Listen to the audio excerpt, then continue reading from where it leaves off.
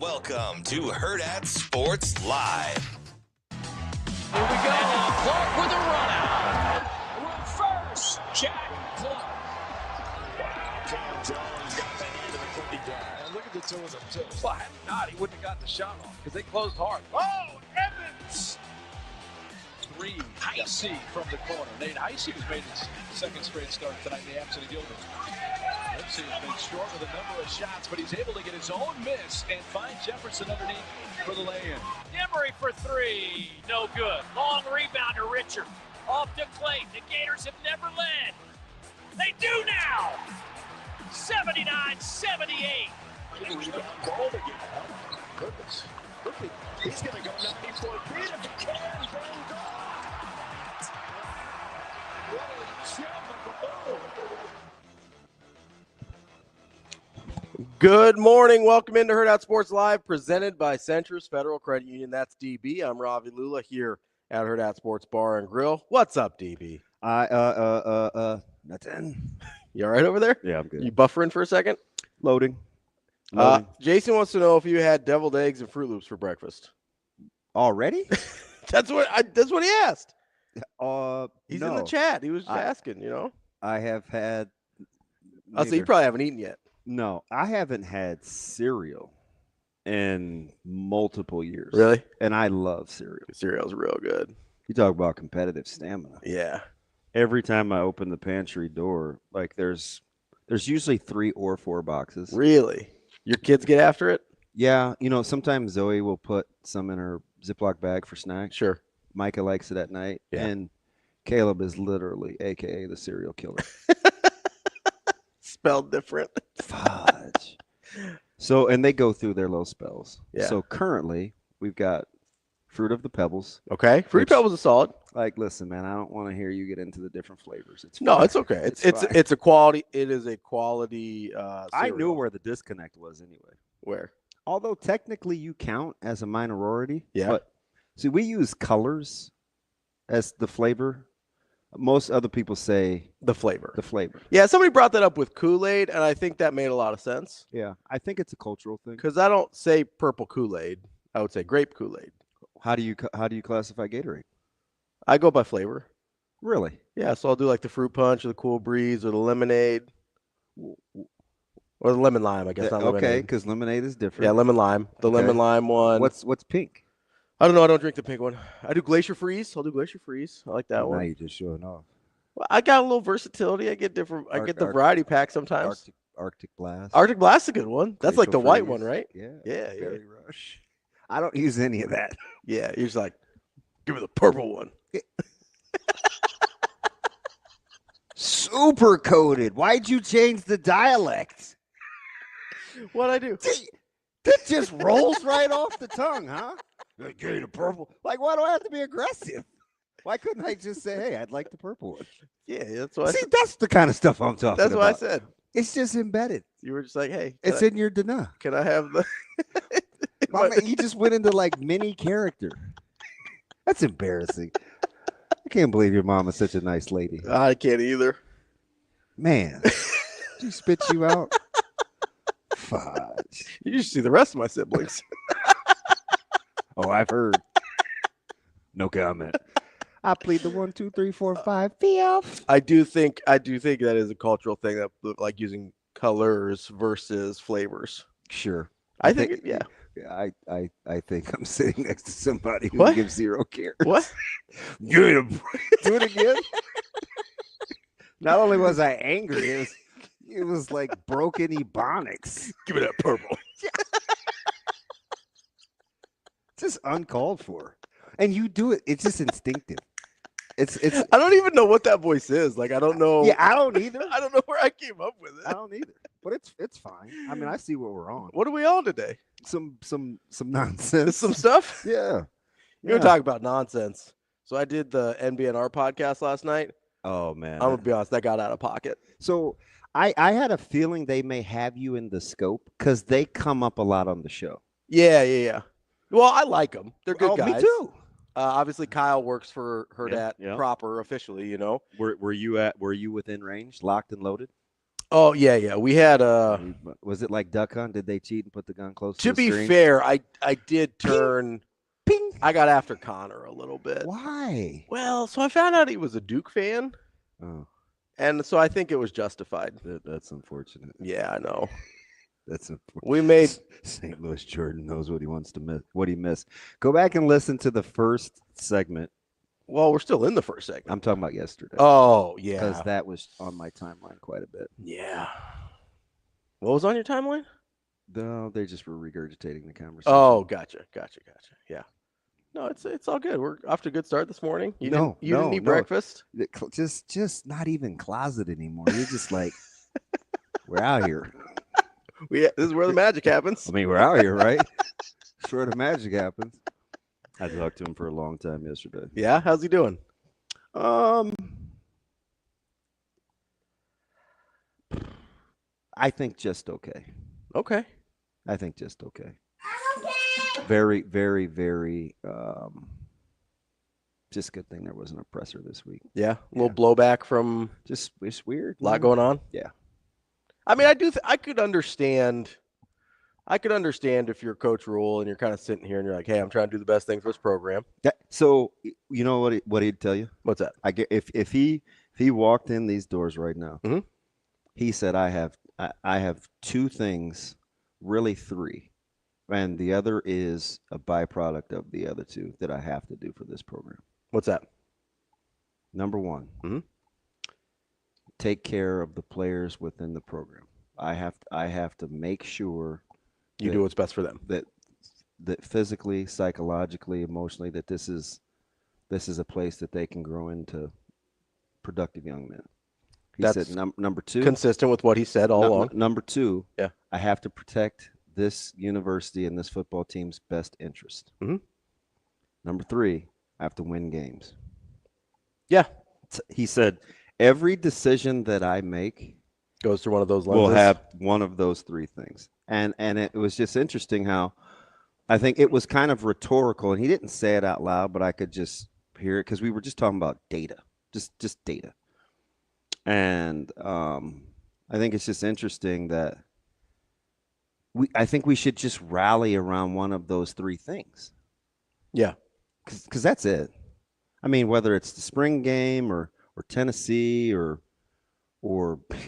I don't know what else is going to come up here in the next 3 weeks. Has Aramark decided on what they're going to? Aramark decided on what? The food? Yeah. No Valentinos, no Runza, whatever. So have they decided anything? I don't think officially, but it seems like Valentinos is going to be gone. I sure hope so. That's the sense that people get. That's not what he thinks. Don't put that on him. I don't know. I'm just playing. I was just saying that I just figured since we're being mean-spirited this morning, here you go. With that old innocent look. What? What do you mean? GOH with that, man. What do you mean? What do you mean? Whose voice is that? What do you mean? No, I could get how if that's your filter and those are your only goals, mm-hmm. and you're doing the things that you think are required to meet those goals. Mm-hmm. And it's met with some of the consternation or backlash or outright anger that some of it's been met with. Yeah, that's what that one voice was. It was angry. It was getting mad about some Kool-Aid. That is the last. That is typically the last of the emotions that I elicit. I didn't say it was you. I just said somebody wanted. Contrary to popular belief, somebody said I was triggered yesterday. He's triggered. Might have been Game Dog's favorite word. Was triggered. Well, actually, there was a different one that was his favorite word, but triggered might have been second. Yeah. So real time. Yeah. I didn't catch all those. Oh, there's like 12. There were several. There was a lot. Yeah. It's fine. It was aggressive. But no, I could understand if that's your lens and that's how you're operating, how it could be frustrating when there's a certain level of backlash because it'll feel like mistrust, right? And I think I don't know if you've ever been in a relationship, not necessarily like with a romantic partner, but a friend or a family member that you're trying to do what you think is best and you're trying to do what's best for not only you, but them as well, right? Mm-hmm. And that person, for whatever reason, assumes your worst intentions in your actions. 100%. Right? And that is a thing that That's is real not life. Yeah, that's real. That happens all the time. Yeah. And that not only is a thing that is damaging to the relationship, it also is very hurtful personally, right? Because you're trying to do the right thing. You may not get it right. Like, let's be clear there. But you're trying to do the right thing, but the assumption is automatically And do you want people to value your intentions? Yes, I do. Okay. I do want them to value my intentions. Because I know there'll be times where I'll say, hey, listen, Mhm. I'm on your team. Yeah, it's like I'm advocating for you. I'm on your team. Or we're on the same I'm team. arguably your biggest fan. Yeah, you'll say we're on the same team all the time, right? I Like, we're on the same team. Yeah. Like, we're supposed to be pulling in the same direction. We may have different philosophies on how to accomplish this, 100%. but all of our goals are the same, right? And so I think, having been in that position before personally, not obviously on the scale that Coach Rule is right now, it's incredibly frustrating and hurtful when people assume your worst intentions. And I don't know if people are assuming Coach Rule's worst intentions, but I don't think they're assuming his best intentions. I think the really cool byproduct, though, and you talk about competitive stamina, is I think what they really want to instill, not only in the staff, but in the athletic department and down to the football team and the sports teams in general, because Coach Bolt alludes to this a lot, a ton. And it's just be the best you can be, compete. Don't worry about any of the outside noise. Mm-hmm. Any of the outside noise. You could take it on an individual level with like Troy Dannon. Sure. Okay. Hey, listen, got to have some resolve. You're going to have to make some tough decisions. You're going to have some conviction. Okay. People are going to have opinions. Hang in there. Yeah. Okay. Yeah. Just keep those pillars, whatever those pillars are, whether it's, department, community, whatever it is, just keep those things centered. Yeah. And do what you do. You're going to get some right. You're going to get some wrong, man. But you got to stand your ground. What the staff? Hey, listen, we went with this guy to play. Stand your ground. Mm-hmm. We went with this decision. Hang in there, right? We wore the fighting road whites, man. Like, hang in there. Yeah. Right. You know what I mean? That's kind of petty, but not petty, because it's a microcosm. Yeah. Of how, if you allow, or when people compliment you, mm-hmm. right? Is some of these guys on like their Instagram stories and stuff, it's like they'll retweet like praise or whatever, and it's like, hey, not done yet. Not. Yeah, it's like, that's okay, but like, stop. Job's not done. Right into that, and that's what I liked about Painter after they left Indiana and they got beat. Yeah, because they left. Mm-hmm. First of all, it's not out of the ordinary, but I thought the timing was interesting that they asked Painter about his counterpart's job, mm-hmm. and they had just lost. Yeah.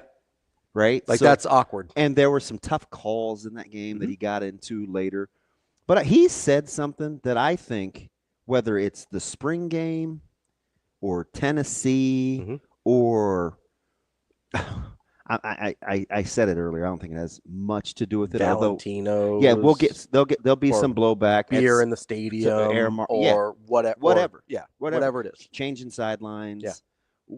Yeah. Whatever. Shane, you had that queued up. I thought this was interesting. Mm-hmm. Okay. The question was, hey, what do you think about the situation Mike Woodson finds himself in, mm-hmm. and the state of Indiana basketball? Shane?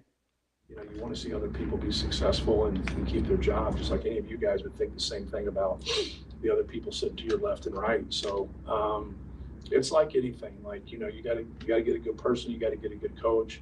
You got to get a guy to understand it. They've had a lot of turnover, obviously. I think you got to look at some of the common denominators here more than anything. I think that's an important piece right here. Like, don't beat yourself. Don't beat yourself. Like, let's support somebody. I gotta try that out for once every now and then. When shit goes wrong, like whatever, you think Purdue fans are happy about what just happened? Like you like, see, a fan base isn't the people that tweet. A fan base is the people when you're bleeding, they support you. Like they jump in and off, they jump on and off things here way too much. Like, support your coach, man, support your players. don't tweet negative things about them. Like, be supportive. Like, see how that works for you. But they build them up, like, and they overdo things. Like, quit overdoing shit. Just accurately, like, talk about what's actually happened. Like, don't like get like recruits and like that's Michael Jordan, Scottie Pippen. Then they come out here. Well, they're not Michael Jordan, Scottie Pippen. They're good college players. Like, and then they build it up and they go, well, what's wrong? Well, they're part of it, but it's not their total fan base. It's just that everyone has a bad percentage of their fan base now because of Twitter. And then we think that's their fan base. It's not our fan base. It's not their real fan base either. And so I think that's an important piece. But it's hard for young people to hear all that and then go out and collectively play like, hey, man, we're playing for you guys, but you dog us when we lose, and then we're the best when we win. Well, we're somewhere in between, right? There's so much in there. There is. I played that 20 times yesterday, literally. Yeah. And I'm like, it's applicable to just about anything you find yourself doing, because there's just so many narratives. Like, well, just tell them to stay off of social media, or if I speak losses into existence or close games, like these guys are just soft, or we should be able to talk, like whatever it is. Mm-hmm. Nobody ever chooses to just not do it. Sure. It's always from the perspective of, well, you just need to handle it better. So I do. I just think it's weird, whether it's us or even players to some degree. Yeah. Or me. It can't always be somebody else. Right. I do want to say I have to push back on some of the stuff. Well, go ahead. You You push. Man, you're a pusher.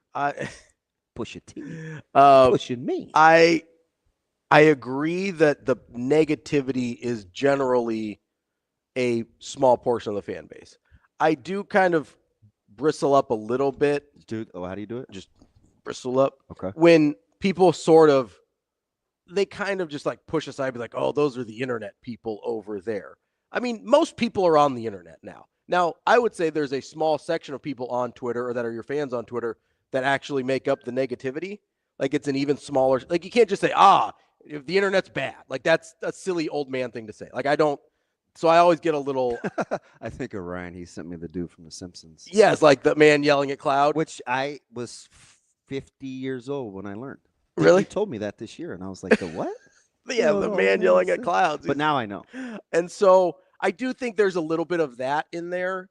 And I think it distracts from his larger point, which I think is accurate, that most of the fan base is positive. Most of the fan base is there to support you. I'm surprised that's the part you gravitated towards first. I'll use the word trigger, but it's a touch point for me, because I do get frustrated when people just dismiss a very widely used platform, or a lot, like a ton of your fans are on the internet. And you're somebody that's not afraid to tweet or voice a strong opinion on social media. And so that's the other thing is I am not. So right. I am not. Yeah. So it's a different perspective, right? And this is also, Matt Painter's a coach. You're a coach. You were a player. Like, I wasn't that. So I mostly come from it from the fan standpoint, and right? The perspective is important. Yeah, it is. Because so I'm definitely not going to like peeing your cereal. I'm listening. As I hear him talk, I go, that's a very coach standpoint, and I get why he would say all those things. Some of those things are a little, I don't think they're super genuine in how they play out, because I understand you want people to support your team, and generally they do, especially here in Nebraska, right? But what's the thing you say all the time? There's lots. One of the big ones is, you don't get this life without me in it. Yeah. Right? Well, I actually stole that from DJ. Well, I heard it from you, so I'm going to give you credit. I still haven't heard him say it, so I believe you. Because you have to be careful when you use it, because you can come across as a Richard head. Yeah. Yeah, I know. I get it. I'm generally not afraid of that happening. Got that right. God dang right. Where's Nebraska when I need him? But my point is, like, you don't get the support without the strong opinions. Mm-hmm. That's just a thing.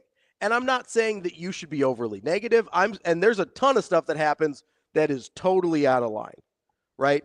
There's the way some people on the internet, on Twitter, talk to athletes and tweet at athletes or tweet at recruits because they don't choose their favorite school or whatever is totally out of line. And I wouldn't excuse that or make any reason for it in a million years. Mm-hmm. But like if you're Indiana and you support your program to this degree and you go, hey, we pay a lot of money for our resources and we put a lot of money up in NIL to get our players and we do X, Y, and Z, and we are a proud basketball, not just school, but state, it's really hard to convince me that I shouldn't be critical when those things aren't matching what my expectations are for the program. Now, we can have a conversation about how realistic those expectations are, sure. But I don't think anybody in their right mind in Indiana right now is sitting there and going, oh, I'm mad that we're not winning a national championship every year. It's, hey, it'd be nice if I didn't have to sweat out the tournament every year, right? And I think there's a really good corollary between that and Nebraska football, right? And listen, most of this is not on Matt Rule. I understand that. But like any other relationship, we're bringing a lot of baggage to the table. Do a lot of us need therapy? Probably. But that's not a thing that you can necessarily control if you're Matt Rule or Matt Painter or Mike Woodson or whoever else. You have to understand that these people who support you really unwaveringly, especially at Nebraska, they're going to have some strong opinions, and not all of it's your fault. And I think that's where Painter misses the point a little bit while saying that. But I can say that and say, hey, I generally think he's right. Like, can both of those things be true at the same time? Yeah. Again, I just was having this conversation last night with my man JB and KC. Mm-hmm. We were talking about listening and, you know, his job compared to coaching and degrees of difficulty and how you have to be willing to listen, mm-hmm. right? To ascertain or to get the information that you need. And I say this all the time. You know, too often we listen to respond and not to learn, mm-hmm. right? We just want to say what we want to say right now. We're just waiting for our turn to talk again. Right. Yeah. And so I understand how that lands. The very first thing that I thought of mm-hmm. was I think you got to look at the common denominators. Again. So that's where I would start. He's right with a lot of it. So that's where I would start. Totally agree. And that's very applicable to Nebraska. We've had it's super applicable to Nebraska. We've tried and regurgitated a lot of the same things. Mm-hmm. A lot of the same things. Yeah. And what I just said this last week or whenever it was with the spring game. Mm-hmm. And I reiterated it with the scheduling of the canceling of Tennessee. Mm-hmm. We've done it a certain way for a long, long time. Sure. Why not try something different? That's the because if you look at all the common things that happen during critical periods of history, mm-hmm. What's the saying, right? If it's important to know history so it doesn't repeat itself. Yeah. And or another one is, hey, you can't expect to do the same thing and get different results. So I don't understand why not everything, but so many things are met with like pushback. We've conditioned ourselves in this age and era in which we need a voice, we need to be heard. I am people, hear me roar, where we have to have this, well, I need to be heard. I need to let you know what I feel about this situation. And I don't disparage that. Outside of the fact, it would be cool sometimes if you just had as much information as you could gather. Maybe not all. Sure. As much as you can get, though. As much as you can get, and then let it rip. Sure. No, I get that. I really do. Because what happens is we parrot a lot of BS. Oh, yeah. We're having meltdowns about rescheduling. And we don't even get into going back to 2014 when this thing got pushed back the first time. By Tennessee. So, if you just start there, do you have that same energy? I wouldn't. I'm just personally. It's rhetorical, right? Yeah. I'm not. This isn't you'll know when I want to slap wrist. This isn't a wrist slapping moment. This is okay. Providing context. Because I'm going. This is gonna get a little rockier. Mm-hmm. Before it gets a little better at Nebraska with trimming because we always have. Traditions. Right. We like our traditions. And he kind of gradually has weaned away from it. Mm-hmm. It started with the little subtle funny things like, well, you guys have been this, and this. This is what you hired me to do. Just let me do it. Let me do my job. Yeah. Or this is what you signed up for with me. Or, hey, we've done a lot of losing. What are you guys going to? Yeah, why don't we try something else? Or like, I have to be careful what I listen to. Like, we've lost a lot. Sure. Because a lot of the things that, in my opinion, a lot of the things that ail Nebraska, if we're honest, a lot of the things that ail Nebraska are controllable. They're from within. This whole one score games and cursed and all this other stuff. I bristle up because I don't think we should let ourselves off the hook by just saying, well, I mean, it's always been that way. I just want to think it. I just want to think it. And it's like, okay, but that doesn't make it right.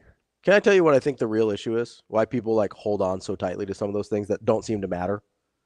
I think there is a legitimate fear, and I don't know that many people would say it out loud, or I don't know that they would have even processed that this is what they're feeling.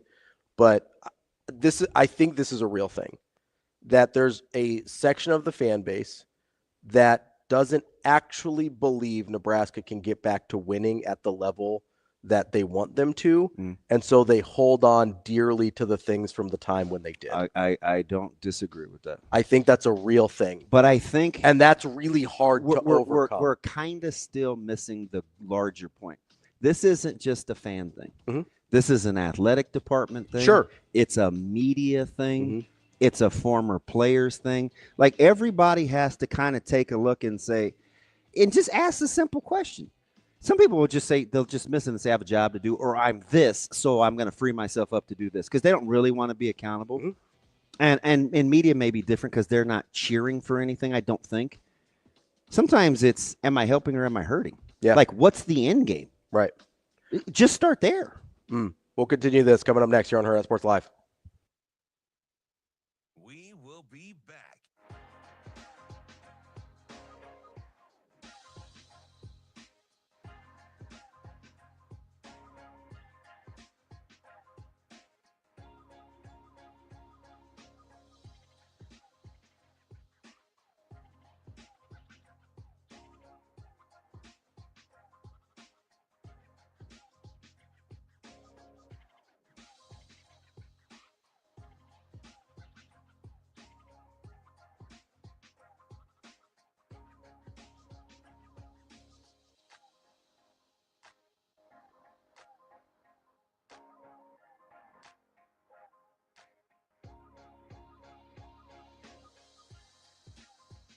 We will be back.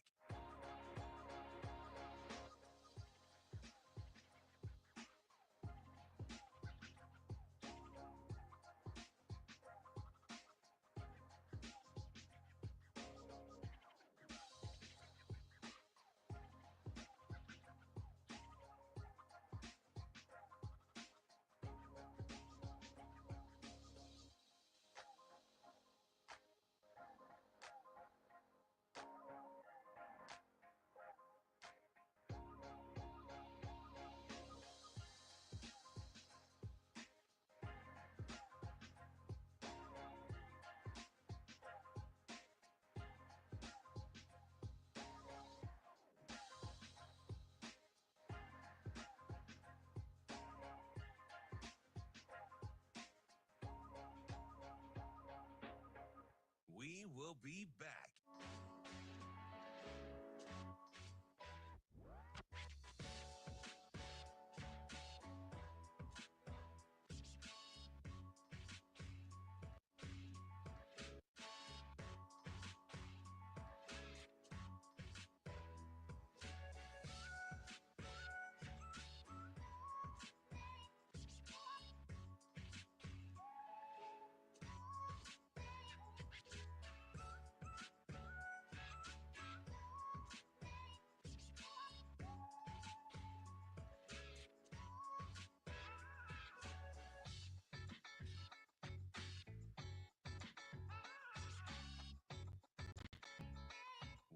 will be back.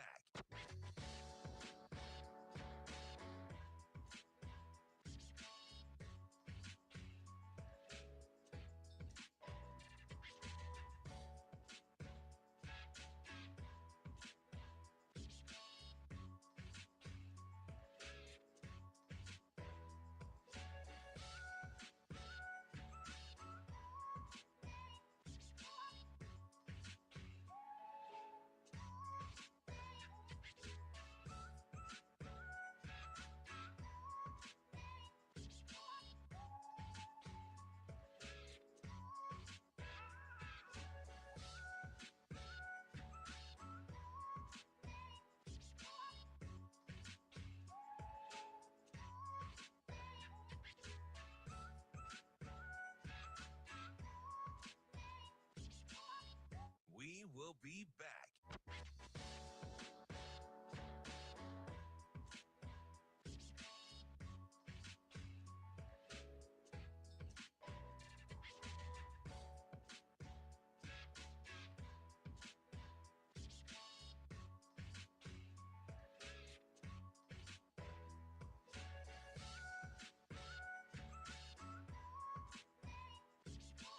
We will be back.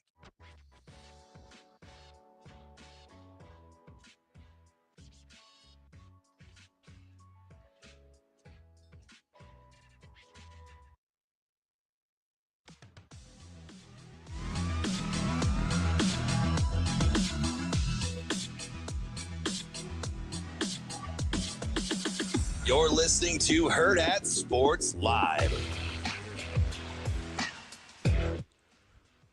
Welcome back, Hurrdat Sports Live here on the Pillar Exterior stage. That's DB. I'm Ravi, Lulla, and we are getting off into a good discussion here this morning about Nebraska and, who might have some thoughts on that. Just in general, right? Yeah, just fan bases in general, how we process things. It stemmed from Coach Painter's spiel on Indiana and the job. But I do think people have made the correlation between Indiana basketball and Nebraska football before 100 times, and I do think it's pretty close. Like, I think there's a lot of similarities there, which is why that particular sound clip is pretty interesting to me. But let's get to our old friend, the apostrophe, Michael Severe. What's going on, Michael? I don't quite know, Ravi. If you could call me the apostrophe, I don't know if we know each other like that. I mean, you're Ravi, I'm Michael.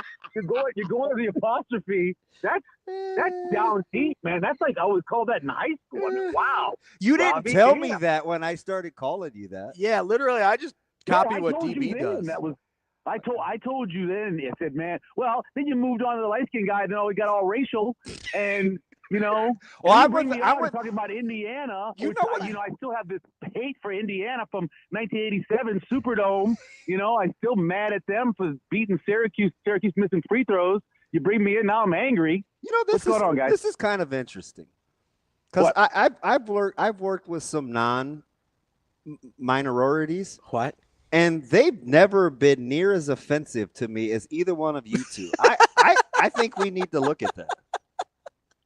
I mean, no one literally in the local market deserves it as much as you, DB. So just take it as love and understand it and accept it. That's how it works. In typical Severe fashion. I want to start with the draft because I have some very difficult evaluations I want to ask you about. Yeah. First of all, rank Dart, Sanders, and Ward, and then I'll go from there. Man, again, this is not. I said this before. It's 2011 all over again, right? It's a draft with a bunch of quarterbacks who are going to get pushed up, even though none of them really are evaluated by the scouts as truly high draft picks. And so we're in a difficult situation. I probably would go. I'm going to go Cam Ward 1 overall because I think he's gotten better at every level. And so my thing is maybe the next level he hits, he'll be finally a guy who doesn't have, a quarter of his throws turnover-worthy plays. So we're hoping that eventually he gets to that point.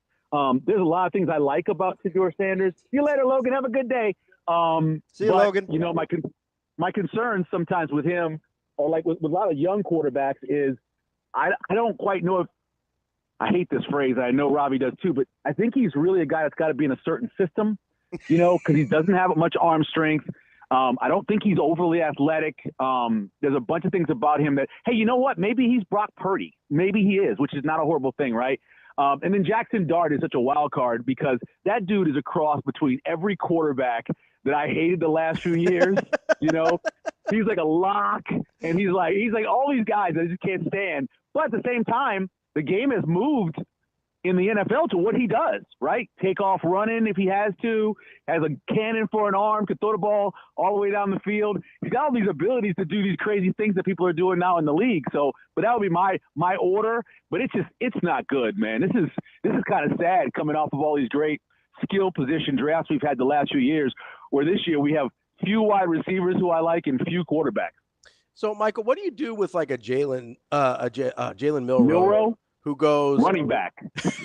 Because he had a super weird season. Early in the year, it sort of looked like he was dropping dimes and like he'd really improved his passing. Obviously, he's was super athletic and has that ability to run around and hurt you with his legs. But then as the year progressed, I don't know if it's people got more tape on him or if he just fell back into some bad habits. His throwing sort of regressed back to where we'd seen it in the past couple of years. Like, what do you do with a guy like Jalen Milroe? He reminds me so much of those guys who, yes, in a game situation, they'll make a big play because of their athleticism, but I can't trust a guy who, when other guys have on shorts and just a helmet, or just in shells, and can't make easy throws. You watch the All-Star game week where they show highlights of him. He was killing bugs on the field. He was hitting people on the sideline.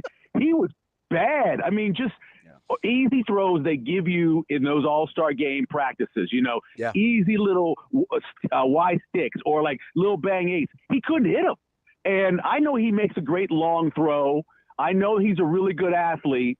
But I believe we saw a couple years ago a guy get drafted, I think, 4th overall with those same attributes. And I still can't figure out if that guy is a left-handed or right-handed thrower at times because of how ugly the ball has come out of his hand. So I think personally, yes, you draft him, you hope that he becomes Jalen Hurts, but you have in the back of your mind that he's a great athlete. If it's necessary, I don't mind putting him in another position. Okay, so I wanna get to multiple things. So I'm gonna go rapid fire, and we're going to eliminate one as we go, so I can get to who you really like. You ready? Yeah. Matthew Golden or Trey Harris? So I've liked Matthew Golden. We do the Jet Award stuff. Back in Houston, he was a semifinalist a couple years ago. Great return guy. I love great return guys who finally get their chance at wide receiver because when he touches the ball, he can go the distance. I probably would take Golden. All right, Golden or Egbuka? Oh, wow. He's going to be good. I mean, why? Because, right, every Ohio State wide receiver is good. I'd probably take Egbuka over Golden. He's got a little bit better route running ability. All right, Egbuka or Jaden Higgins? Egbuka. I think I would take Egbuka over Tet, who I don't think has any separation skills and scares the hell out of me when I watch the tape of him because I don't know if he can survive in the NFL. So I probably would take Egbuka over Tet. All right, so Tet's out. So the only one left is Egbuka or Burden? I think it's depending on where you're going to play him. If you're saying I'm drafting just a wide receiver, then I would say it's Egbuka. But if you're telling me you're drafting the next, and I hate to put this on him, but if the next Debo type where you want him to do everything, then I probably would take Burden because he has that ability to be that guy. I think he would. There's a bunch of teams that he would fit really well with in that utility role. Maybe even the 49ers after they get rid of Debo. 49ers to replace Duke. So Emeka is your wide receiver one? I think out of all those guys, he would be, just because I know what he got in terms of what he learned in college. I love his route running. And there is something about being there around all that talent like he was and was really cool with them, bringing in a freshman and Marvin Harrison who got more attention and more balls sometimes than he did, and he was still cool about that.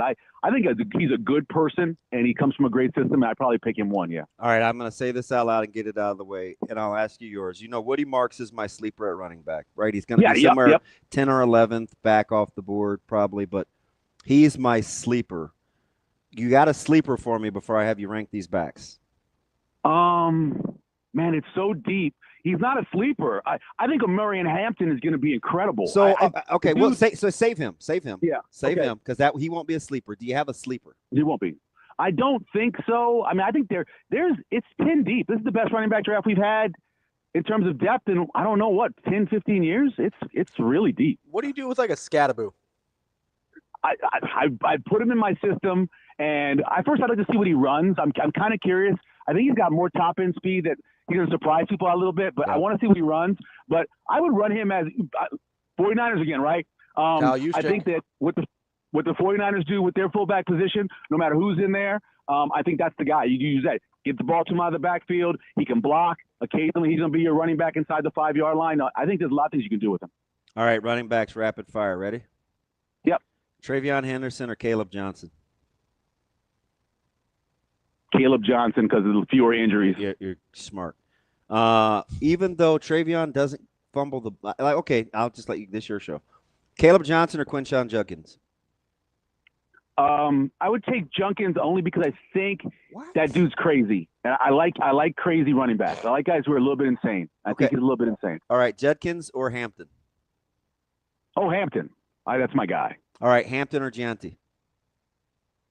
I guess I got to take Gianti because of what he did, but I think Hampton's going to shock a lot. Kind of like the Gibbs and well, he's going to be the second running back off the board. I don't think it'll be. I know he is, but when Gibbs went second to the Texas guy, when he went second to him, there was it felt there was a big gap. I mean, right now, do you think there's a big gap when you look at Gibbs and Bijan Robinson? No, I thought Gibbs was. I thought Gibbs. You know how I felt about Gibbs. I was like, no, I know you liked him, but because I like Swift, and I was like, no, I get it. Gibbs is a game changer. Yeah, I think there's a gap now. People think, and I don't think there's that big of a gap. Look at his broken tackle numbers, man. It's incredible. He's ridiculous. What do you do with Ollie Gordon? I got to know if he's really healthy. I don't think he was healthy last year based off of just watching him. Ollie Gordon kind of reminds me of a guy who is going to be before him, another Oklahoma State guy who came from Canada. I think he's going to be a good number 2 back, and when you need him, he could be a number 1 back. I don't know if over the long haul he's a guy that is going to give you 250 carries or 275 carries in a season. Okay, you ready? Yeah. Is any of these guys not in your top 5 that you think how you think the draft will go? Not what Michael would do, how you think the draft will go. Okay. In no particular order, I'll give you 6. You can kick one out. Shedeur Sanders, Will Johnson, Will Campbell. Will Johnson's not going to be in the top. He's not in the top 10. Okay, Cam Ward, Abdul Carter, Travis Hunter. I think those other guys are most likely are in the top 5. Would you move Mason Graham in? Would you move Mason Graham in?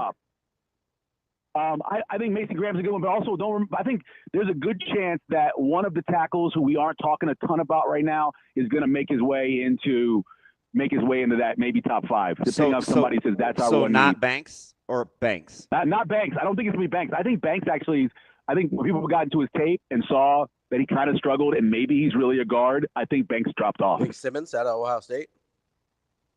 If he's healthy, you tell me he's healthy. Now, how long is he going to miss? I don't know. He's not going to be ready for the season, right? Nope. Yeah. So, that's the big question there. You can't draft him. But I think in terms of who's the best one from what you see on tape and when they were in college, I'd say it's Simmons. All right. Let's transition because we're getting ready. We're going to get back to this kind of spirited conversation about what is old is it really what's new and trying to move the program forward. How optimistic or reluctant are you about these traditions and what Nebraska's always done and trying new things to move the program forward? Are you just a let it rip guy? Man, I'm not a fan. And I'm not really a fan of anybody. I was a fan of Ohio State growing up. I was a fan of USC as a little kid. I'm not a fan of anybody. I cover Nebraska. I hope they win, and it's good for everything. It's good for the Jet Award Foundation when it's good football happening here. But in the end, I've always thought the most overrated thing in terms of what we talk about is the top 5 things you have to do as a Nebraska program is the Nebraska way. I used to always joke about the Nebraska way. You have to have – we thought about it. I'm like, I don't even know what it is. The Nebraska way. I'm like, I don't even – so listen, the food needs to be better, bro. Whenever we have chili and cinnamon rolls, I walk my butt or get in the elevator and go down and get some food, and the food's not good in the stadium, okay? It's just not. And so that needs to be better. That can't be. People talk about wanting to help the fans by giving them better games with Tennessee. How about giving them something better to eat? That's what I care more about, the food aspect of it. But no, I don't have a problem with it. I have a problem with dropping the Tennessee game. I really don't. I'm sorry for fans. But in the end, if you go 10-2 and you get into the college football playoff or however it works in terms of what's going to happen in 26-27, I don't care about if they play Tennessee or not personally. But I don't have a problem. I think you got to go and do whatever you got to do. It hasn't worked for 20 years. And I know there's some years where it did, but it hadn't worked for 20 years. So what do you do now? You got to change, right? You got to go a different direction. You know what the Nebraska way was? Winning. Walk-ons, keeping the same coach. No, it was winning. That's the it was winning. It was definitely winning. All snarky severe is the best. When people talk about the Nebraska way, like they point to the pipeline and the walk-ons or whatever. Yeah. You know what fixes all of that, and we feel like we've got the Nebraska way again? Winning football games. We'll find a new Nebraska way with wins. I promise. No, I agree, and everybody will be fine. That's the great thing about Nebraska fans, and I've noticed this since I've been here since 2002. I don't care what it is; they'll convince themselves that it's a good thing if you just give them a little bit of time. That's what hiring coaches. That's what making changes doing. They will eventually say to you, "Oh yeah, that's right. It's perfect. It's the best thing we could have gotten done." That's what Nebraska fans do. And that's great. That's what fans do. They accept. They move on. Tougher job as we talk today. Troy Dannon or Matt Rule? Oh, it's Matt Rule. I mean, first of all, Troy Dannon's really good. I mean, it's kind of scary when you sit there, you listen to him. We were at the Outland Trophy, and he did a solid 7 minutes with no notes, and I went, "Oh my God, that dude is really good." But it's Matt Rule because everything's against him, right? I mean, everything is. He's in this deep conference now with so many good teams. It doesn't seem like he can get the number 1 or 2 when it talks about coming out of the portal. Maybe he gets the 3 or 4 guy, but he can't get the 1 or 2, which kind of hurts in a way.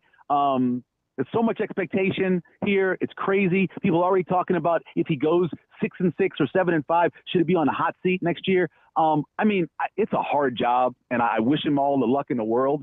But, I mean, if I was going to put some odds on, it's about 2 plus 230 that he survives. What? Yeah, I mean, I talk to a lot of people. Like, I get to talk to some money people now and stuff, and I'm so surprised how disappointed they are over progress. I don't know what they expect. I don't get it sometimes, man. I'm like, dude, relax. He's got a quarterback going into his sophomore year, then his junior year. Talk to me after that guy plays those 2 years. Let me see what happens then. But they are just, man, people are haters, man. Haters. It's crazy. Yeah, I wonder how much time of the year when you talk to somebody has to do with that, Like after the Indiana game, let me tell you, that time of year wasn't good. Sure, I get it. Like in football season is probably the worst time to ask that question. Not saying you, but, it's like the worst time to ask that question because you're in it and you're upset and you're disappointed or whatever. But I feel like by the time we get to July or August every year, everybody's pretty optimistic. Like to your point about Nebraska fans, right? We kind of talk ourselves into everything. So I do wonder like how much when you ask that question has to do with how people feel about it. But I do like, I don't know necessarily about what the money people think, but what, as somebody who is fairly objective about this, Michael, like what do you see in terms of a measurable progress that Matt Rule has accomplished over the last 2 years that if you were to go against the odds of him surviving, why would that be? I think it's the culture that he's building. I know people don't love the C word, but I think you can really see it. And when you have a chance to talk to some of the student athletes, are they still student athletes? When you get a chance to talk to some of them, you can really hear the love they have for both Matt Rule and the coaches and the program. And I think he's really helped that. There was a real negativity among a lot of guys, say 4 years ago, that I don't hear anymore when I get a chance to talk to the student athletes. But I think that's the biggest thing he's done. Plus, I think he's also brought the idea that you can once again compete in the Big Ten because of what happened in that game against Ohio State last year. And they got a lot of people going, well, you're only 3 points away from Ohio State or 3 points away from Iowa. All you got to do is try to get in the top 4. I think he's kind of brought that feeling that for some people, for some fans, that they're on the right track, which, I mean, remember how it felt in 2022, man. I mean, it felt miserable here, and I don't think the feeling's like that anymore. That's our guy, Michael Severe, who I will not call apostrophe. I haven't earned it. All right there, Lulla. The best impromptu call ever, man. Always a pleasure. All right, talk to you guys later. Appreciate it, Michael. It's funny. It's funny. He talks about the culture. It's number one. There's a couple things that I love. Number one, he's very protective of the brand. Remember, one of my famous rants about Coach Rule was, I love the fact that all he wants is for people to be as excited about Nebraska and love Nebraska as much as he does. Like that's, and we have to remember, love doesn't mean you get to do whatever you want to do. It's actually just the opposite. Correct. Real love is, I want to discipline you and I want the best for you. So I'm going to probably do some things that may come across as a little, and things you probably don't even want to do. Things that come across as unloving. Yeah. But if I really didn't love you, I wouldn't care what you I'd just let you do whatever you want. Right. I just turn you over to yourself. You see that with parenting all the time, right? 100%. So I like that. The other thing is, this is just yesterday. So there's a couple of guys that hit it. I'm just going to tell the story. So Donovan Jones he's got I think the fastest mile per hour right now. Okay. I think he hit 21.95. Okay. Caleb called last night. He's like, hey, if you come up, you're going to see my name scroll. I hit 21.92 twice. It's the second fastest of the winter. So I pause, and it's 8:30 or whatever. And he doesn't call just to. Yeah. First of all, he doesn't call. So I felt like that was a big deal. Yeah. And I said, hey, how you feeling? And he's like, man, life is good. He goes, my relationship with God is good. I love my teammates. He's talking about Donnie and Van Pop and some of these guys. And he said, school is good. He said, I'm out in front. So I was like, oh, I wanted to go back to the 21.92. I'm like, so twice now. He's like, Dad, this is him saying this to me. He's like, Dad, I got a lot of work to do. It came with a price. I'm a little sore the last couple of days. We got mat drills in the morning. I was like, goodbye. No, I'm dead serious. I'm gonna poke holes at me because I had to be honest, right? Yeah. So I'm like, yeah, man, okay. Yeah. Holler at your boy. See you this weekend. Yeah. I hung up. I thought about it for like 30 minutes because I'm flipping back and forth between games. I'm like, you know what? I'm gonna ride with that because just earlier in the day, we were having these conversations about not believing the hype. Just go to work. Whether you're on staff, whether you're a player, just go to work. Like, that's just one thing.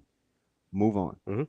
And the other thing is, when I said, what did I say you got to be able to learn to do, even if it's at your own expense, if you want to turn the corner as a team? When was this? You got to be able to cheer for your teammates. Oh, yeah. Cheer for people. You got to be able to cheer for people that do what you do.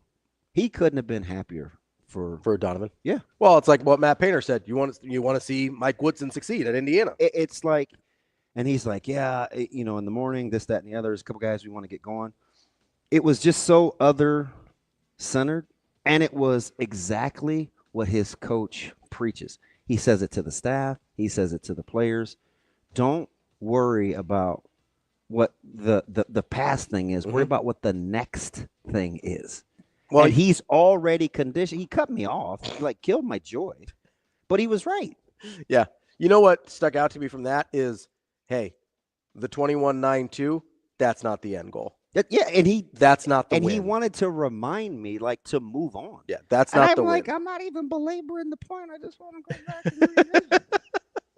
The 21.92 might let you get to the win, but it's not the win. And I said, I asked about a couple of guys.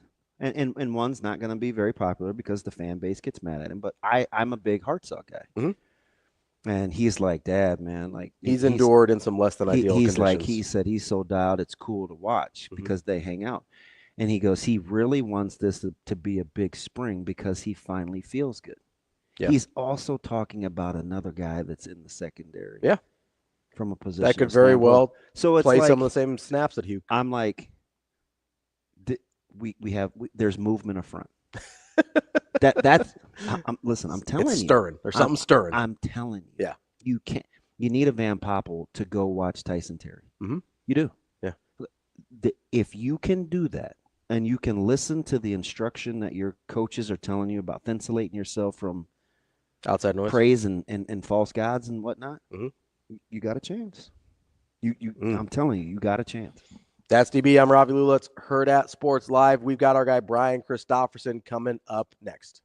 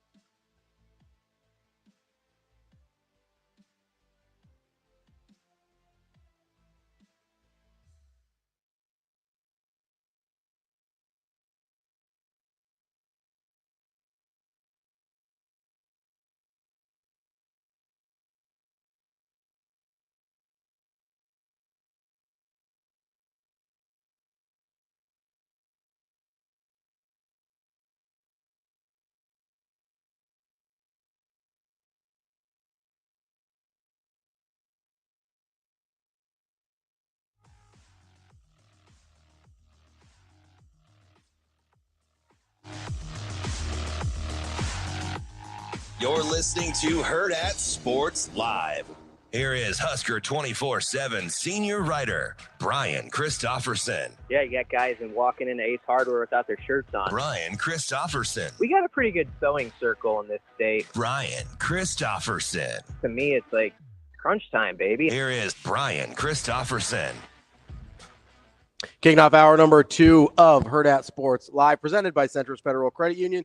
That's DB. I'm Ravi Lulla. We are joined now by our dear friend, Brian Christopherson, Husker 24/7. What's up, BC? How are you guys? We're good, B. We're just, moving right along here. We got a little scouting report on you from Shafe yesterday that you might be a sneaky good sleeper pick in the media versus alumni flag football game. Yeah, that would be false information.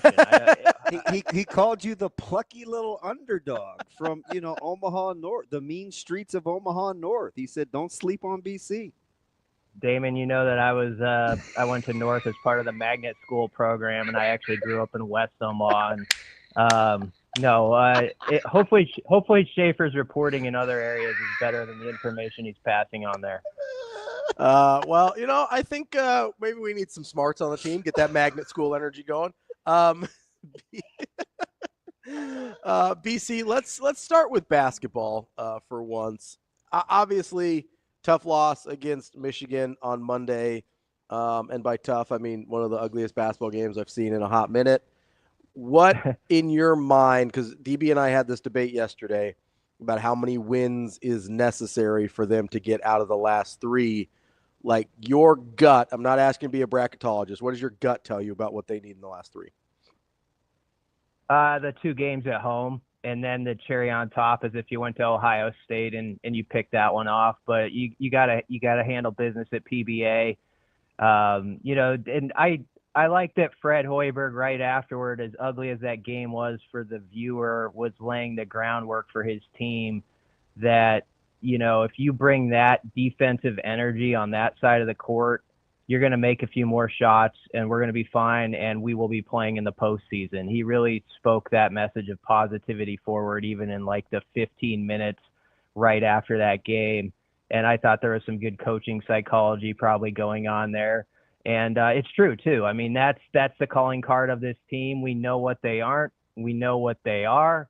And when they're at their best, they play defense and have the energy that they had on that end of the floor against Michigan. So as disappointing as that result was, they got to bottle up. They got to bottle up the stuff there that was good and stack on top of that. And if they can win 2 games, I still think they're in. So, Brian, can I make the argument to you that Nebraska's just not really about that life to win a game the way they played against Michigan? Because I think if you look at teams that consistently win games that way, they look different from Nebraska, whether it's their athletic profile, whether it's their overall toughness. Like, I look at Nebraska and I think, hey, that can be a pretty good defensive team. I don't look at them and say, hey, if they're keeping games under 55, 60, they're going to win very many of them.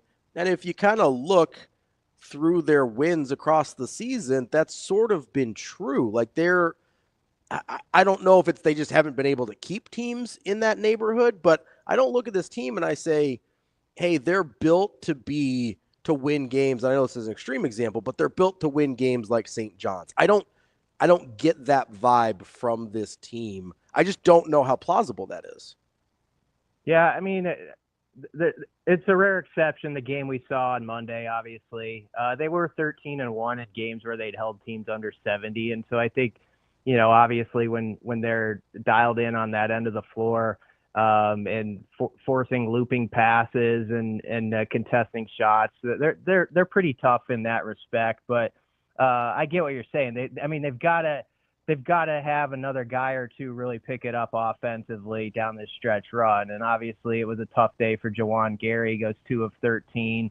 The bottom line is if they're going to be in the dance on the bracket, he's going to have to be solid and give a little something more on offense. He played his tail off, I thought, on the defensive end. Actually had a +5 or something, plus minus.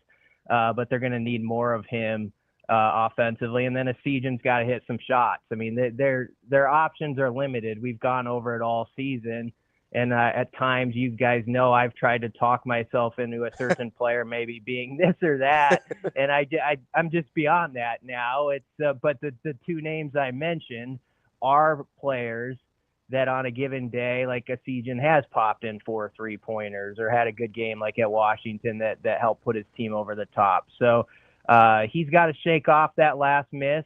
That was a big shot, obviously, but his team is going to need him to hit some other big shots down the stretch. And then so hopefully guys are feeding him that positivity too this week. So I'm glad you brought up Juwan Gary, because he's kind of what I'm talking about here, right? Because there's a lot of guys, and I think it's more common than people realize, when you put in that level of defensive effort, just are not capable of then sustaining that on the offensive end also. So when I say they're like not about that life, I don't know if they're built in a way where they can expend that much energy defensively and still have anything left on offense for a team that sort of struggles there already, if that makes sense. Yeah. Like, I just don't know that, what's left in the tank for a guy like Juwan Gary when he does play defense that way.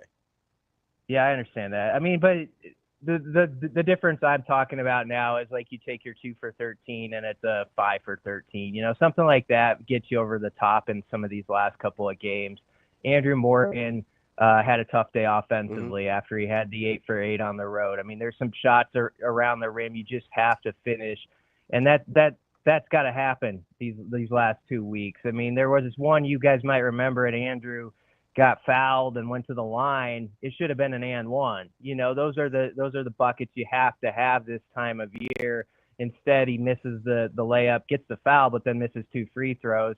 And you kind of stack various scenarios like that throughout the game, and you're like, this is going to cost this team at the end. And so as much as we can talk about should Bryce have taken it to the hole himself and not dished off, I understand that's the attractive conversation to have.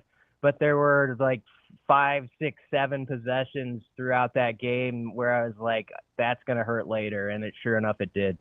BC, you're okay, right? Real time saying what you think that this team is capable without feeling like you have to apologize for it, right? It's like, hey, they need to win 2 out of the next 3, or they've got to go 3 for the next 3. We're past the fact where they got to say, well, you know, just get the next one, right? We can have this conversations now with this team in totality of what the expectation level is, or no. Yeah, I think we're close enough to the finish line. That's fair game, especially for us on the outside of the walls. I mean, the bottom line is they're probably like right in that last 4 in or just in front of it at this moment. And so it's hard. I mean, I understand if someone in January says, well, why are you bringing that stuff up? There's so much basketball to be played. It's just about this game. But for all of us that aren't inside those walls, I think that's the conversation right now. And this has been a program that, for the most part, has thrived at PBA. They have 3 losses there this year, but we know that it's been a good building to them the majority of the time, and that's how they got to finish it. And I know there's some guys like Juwan and Bryce who are going to be emotional as they play their last games in that arena. And so they have to do their best to control all that, control all the outside influences, whatever they're hearing, and just lock in on the task at hand. But I think the rest of us, yeah, let's have that conversation. They need 2 of these 3, I think. And then if you just want to be safe, you win 2 at least, and then you go to Indianapolis and you win that first game at least, and then you're feeling all right. So that's sort of the mission, I think, that's in front of this team. So, BC, you win 2 out of 3 of the ones that are left. You get at least 1 in Indy, and you feel like you're in? I think so. I mean, just – again, we're going off a bunch of people who are guessing and bracket work, but when you put the metrics together, and I know the term soft bubbles it's like the most overused words right now in the English language, but it is a softer bubble, I think, that would allow Nebraska in if they did that. So first things first, you got to handle Minnesota. I know they're coming off 2 losses, but they've won 3 in a row away from their building. They actually play better when they're not in Minneapolis. And so, Nebraska, every game they're playing is big for Nebraska, but it's, Minnesota and Iowa. These teams are trying to make sure they're in the Big Ten tournament, so you got to remember that other side of the coin there. These guys got everything to play for that they're going against too. BC, are you paying any attention to what the rest of the conference is doing relative to where Nebraska needs to be? Or have you kind of settled on what you want this team to do, and that's just focus on where they are? I've been tracking it because it's pretty interesting in the fact that, that sometimes we've talked about, if Nebraska does this, they can get a bye in the Big Ten tournament. And then, I'll look at it and I'll be like, yeah, but they're also like a game ahead of like 3 to 5 teams where you could be like a 14 seed. So, there is that interesting, like, sort of sidebar conversation to me that's not NCAA tournament related about, like, what's your seeding going to be? What could those matchups be like for a game in Indianapolis that could be ultra important? And we saw, like, Penn State might not make it, but you could get a draw like that who could be potentially a bad matchup for you. So obviously you can't pick who you're going to play out there. But that's also why it's important, beside the obvious of winning a couple games to make sure you're in the NCAA tournament. You're helping your seeding there and perhaps your matchup in Indianapolis, which plays into the whole discussion. We're talking with Brian Christopherson, Husker 24/7. We were kind of having a larger conversation before you came on, BC, about kind of expectations and fans and how we perceive programs. I want to apply that for a minute to Nebraska basketball. Considering the expectations that were coming into this season, if Nebraska makes I'll call it a play-in game for lack of a better term, but the round in Dayton, how do you think that plays against fan expectations for this year? I think it would meet a lot of the expectations. Honestly, when I went back and I posed the question before the season, like on our board, there weren't a lot of people that were picking this team to go to the NCAA tournament that were fans on our message board.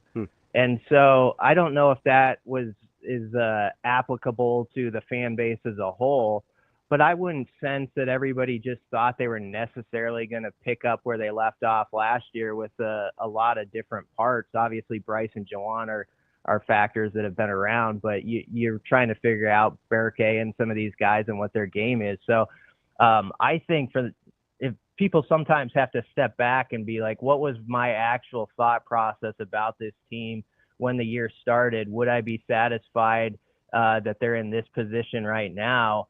And if you, just take my opinion. If you had told me with 3 games left in the regular season, hey, win the 2 at home and win a game in Indy, and you're probably on a bracket somewhere, is that an interesting season to you? I would have said, sign me up for it. Let's go.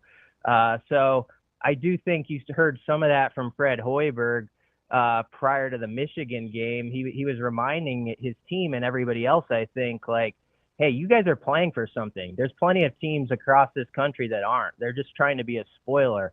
And we've been in that role before, but that's not who you are right now. You are going for the same goals you had at the beginning of the year. And so I do think that's important for them to reinforce over there right now. If they played in Dayton, you'd have to embrace it. And it would be a fascinating thing. You guys know how much juice there is, like, even when, like, if Nebraska goes to the Big Ten tournament in down years and they win 1 game the first day, that night there's sort of like this, people are kind of floating and they're like, all right, let's go. Who knows what can happen? Mm-hmm. You can imagine if you went to Dayton and actually played well out there and won a game, there'd be so much energy about, okay, now what's next, and all that stuff. So there can be exciting stuff, even if it is an unconventional path put in front of Nebraska. Hey, BC, let me ask you something, because you've covered all facets of this. You've had a pen and paper, you've done the typewriter, you still can use a recorder, and now you're kind of on a computer screen and a keyboard. When this was on the heels of Matt Painter was talking about the job at Indiana, and he was saying, that we get impatient and there's a lot that you kind of need to look at what the constants are on why things haven't succeeded. to take a look at where you want to move the program. And I think Ravi made the point more than a handful of times that people have made the correlation between Indiana basketball and Nebraska football. And from a media standpoint, and we've seen it with the changing of the spring game and, busy Decembers and coaches being courted and, rescheduling series and alcohol to the state. Like, things are changing. And a lot of the old is not going to be the new for the sake of trying to better Nebraska. What role or roles do you think media plays in being progressive in thought if the old hadn't got us where we wanted to be? Yeah, that's a great question. I think you do have to have grace on both sides of it. Okay. And by that I mean I have grace for the fans who are of a certain age, who remember things a certain way. And college sports has shifted so dramatically, especially in the last couple of years, under their feet. It is hard sometimes, for me included, to like get your head around it and be like, this is just so different from what I knew like growing up and what I loved. And I'm trying to adjust to it, but it is difficult with this thing over here and that thing over there. And it just feels like so much change at once. And at the same time, that's paired with the fact that the program they love hasn't been elite, for a while. And so I think maybe if one of those things, like if you had the elite aspect happening throughout this change, maybe that makes it a little easier. But at the same time, those fans are trying to adjust. The program is trying to get back to a level that it's been a long time having been at. And so I understand where people just feel uneasy a little bit, like certain staples that have been in their life are changing. And me, guys, I didn't make the biggest deal about the spring game and they're not, probably changing and not being one. But I'll tell you what, when I was feeling sick last week and kind of thinking about it, I was like, man, I kind of miss some of that stuff that you did count on. Like it was on your calendar. And I was a little feeling bad about it because I was starting to think about it from the fans' perspective and how much, even if it is sort of a mirage of a game, there's something to them that matters about that being something in their life that they've done since they were maybe 8 years old and now they're 40 years old. So I have grace for those people. And then at the same time, long answer long, I have that for Matt Rule and the fact that what he walked into, we're not talking about how it's changed since he went to the NFL and it got different from that point. We're talking about how college football and the whole setup and how you want to operate has maybe changed since he came to Nebraska like 2 to 3 years ago. And you remember like the first thing when he got here, he's getting good advice from Coach Osborne and people like, develop the program and like these in-state kids are important and all this stuff that is. But at the same point, he's had to shift, I think, a little bit with like his thoughts on the portal, and maybe you go a little heavier there. And then there's the 105 roster, and that sort of handcuffed how many people can have, and maybe change the way they have to in-state recruit and all of those things.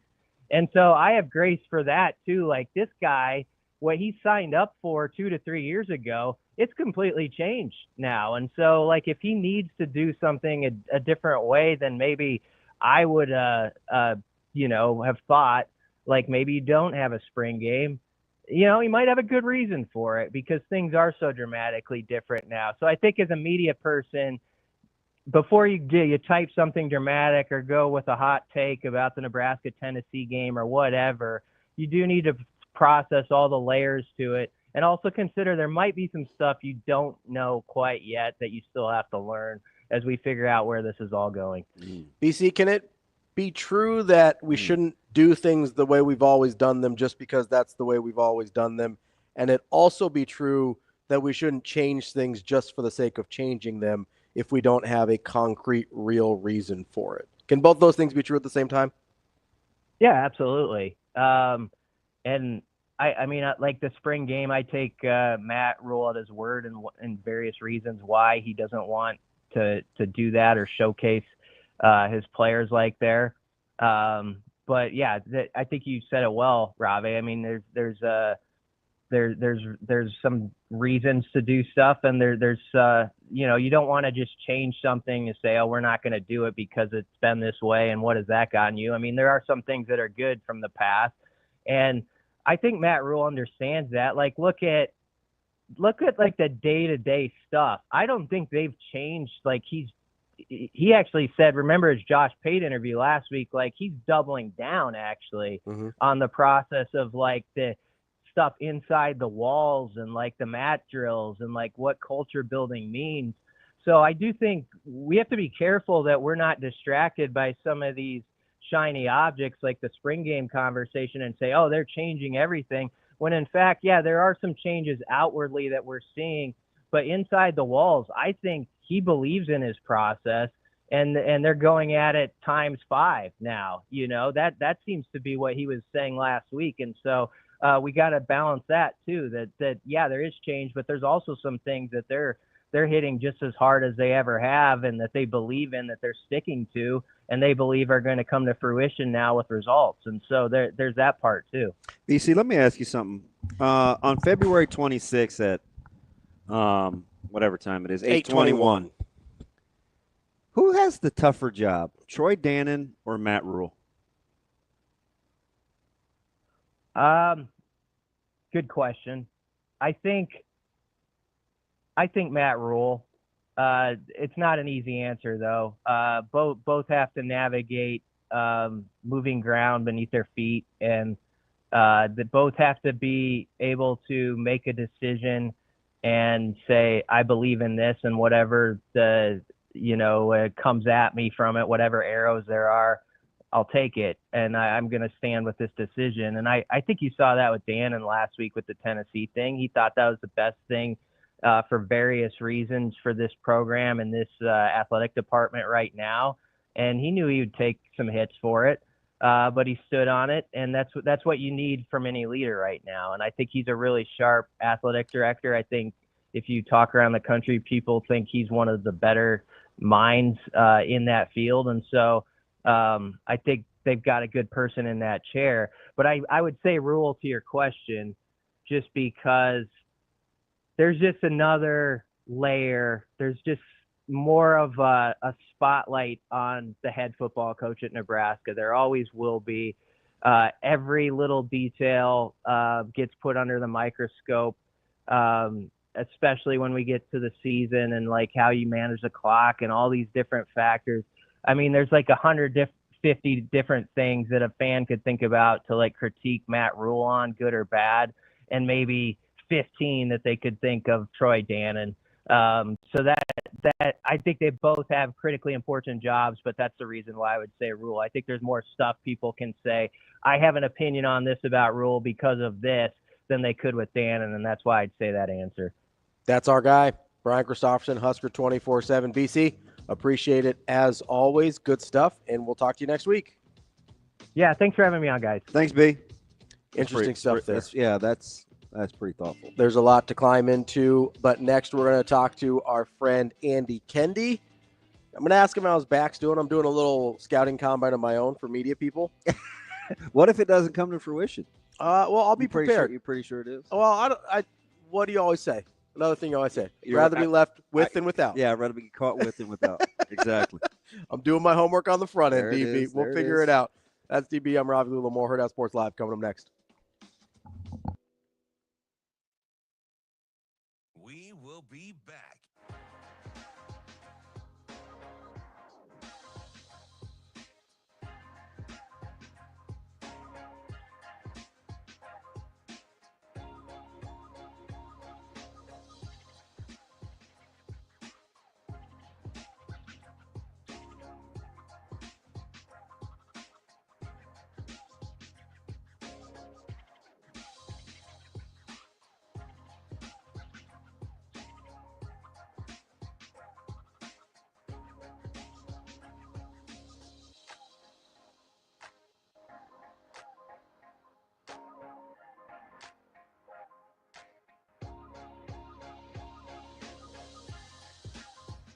We will be back.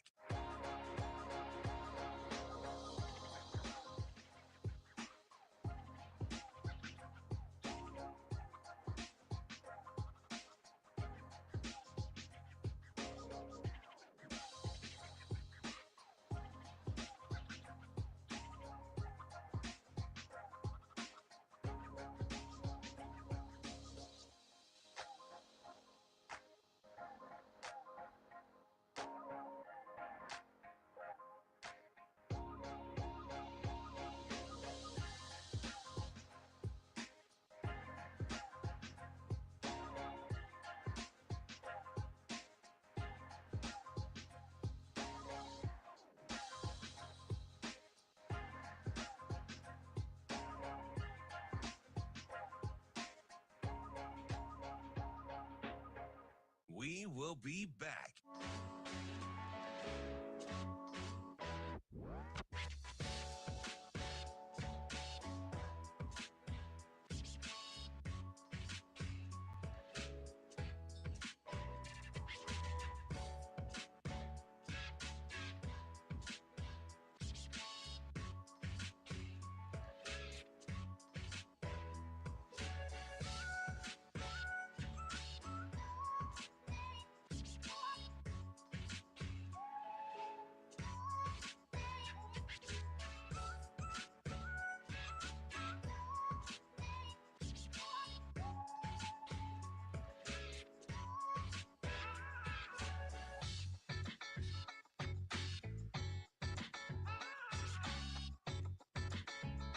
We will be back.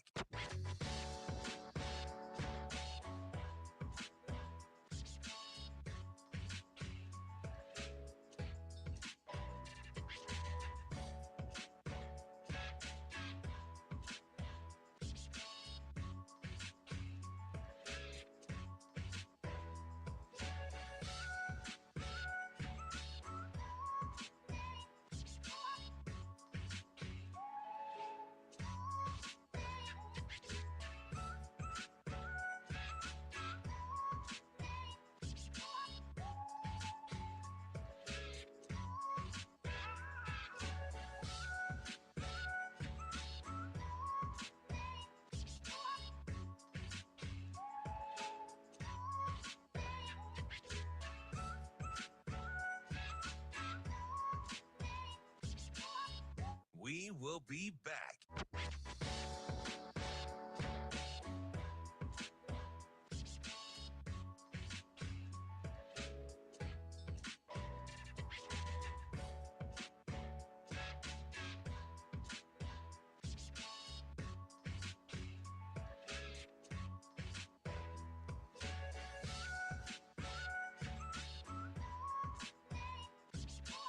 We will be back.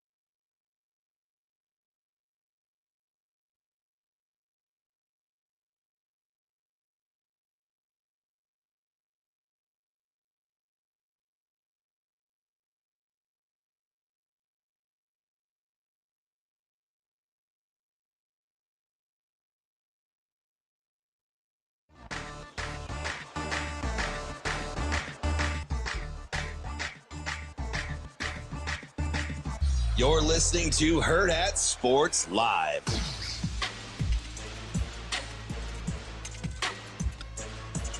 Welcome back halfway through the show here on Hurrdat Sports Live. That's DB. I'm Ravi Lulla here on the Pillar Exterior stage.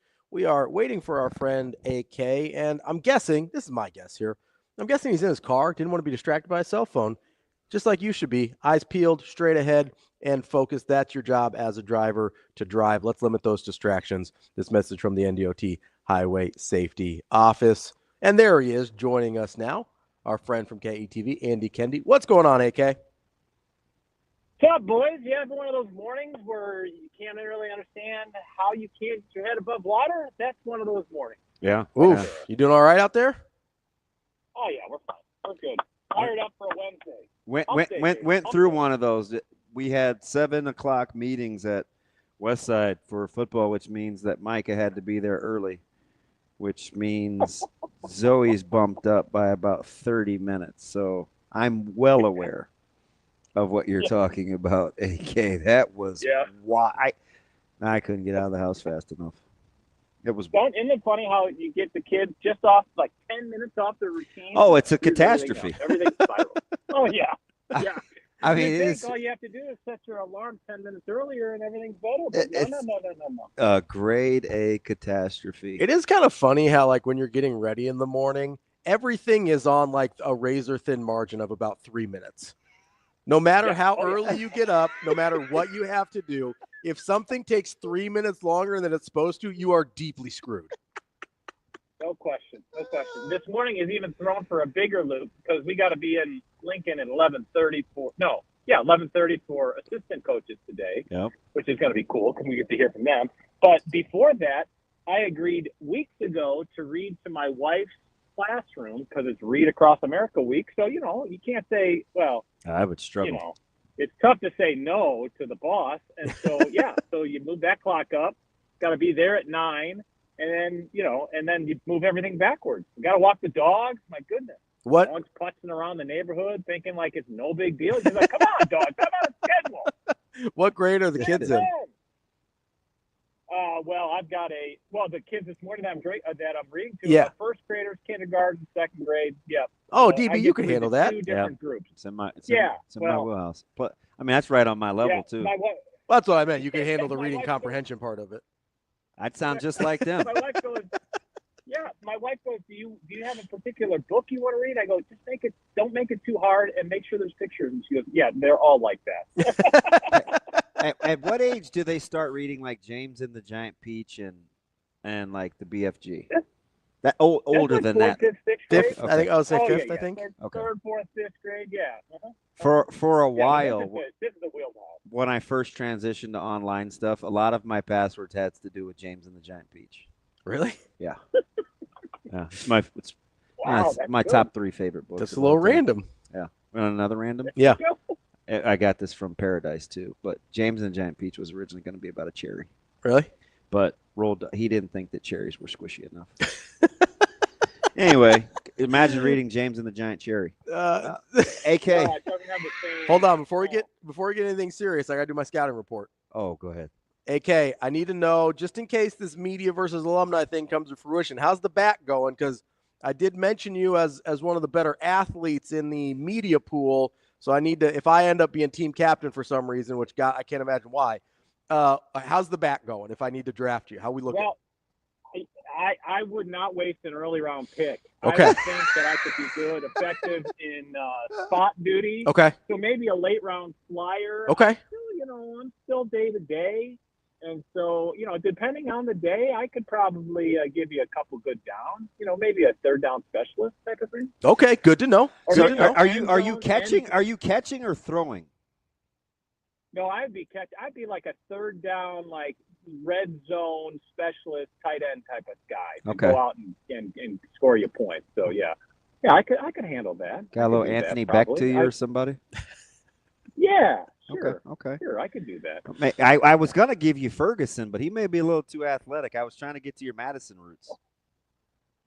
I'll give him an Altoon. Give him an Altoon. Well, you said tight end type. All right. Although today Altoon may be a tight end. Yeah. AK, who Altoon can throw it too. Oh yeah. AK, who are you most looking forward to talking to? Because I know who I would start with if I were you. Well, I'd love to talk to Eckler, but he's not on today, right? No. That would be the guy that you wouldn't have any more time anyway. You'd be, your day would be shot. Because I did see that they're limited to 10 minutes, right? So it's kind of like you give Eckler opening comments, you might have to put a clock on him, right? Yeah. So I would think, I don't know.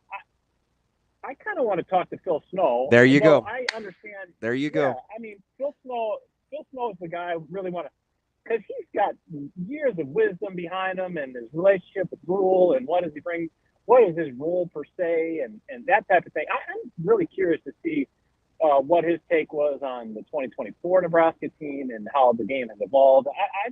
I like talking to the veteran guys who've seen just about everything. So that's probably the guy I'm looking forward to the most. I'd be really interested to hear, and maybe you can ask this question, AK, feel free to steal it. I'd be really interested to hear how he processed through 2024 with being a consultant but not really being on staff versus how he expects his role to be this year.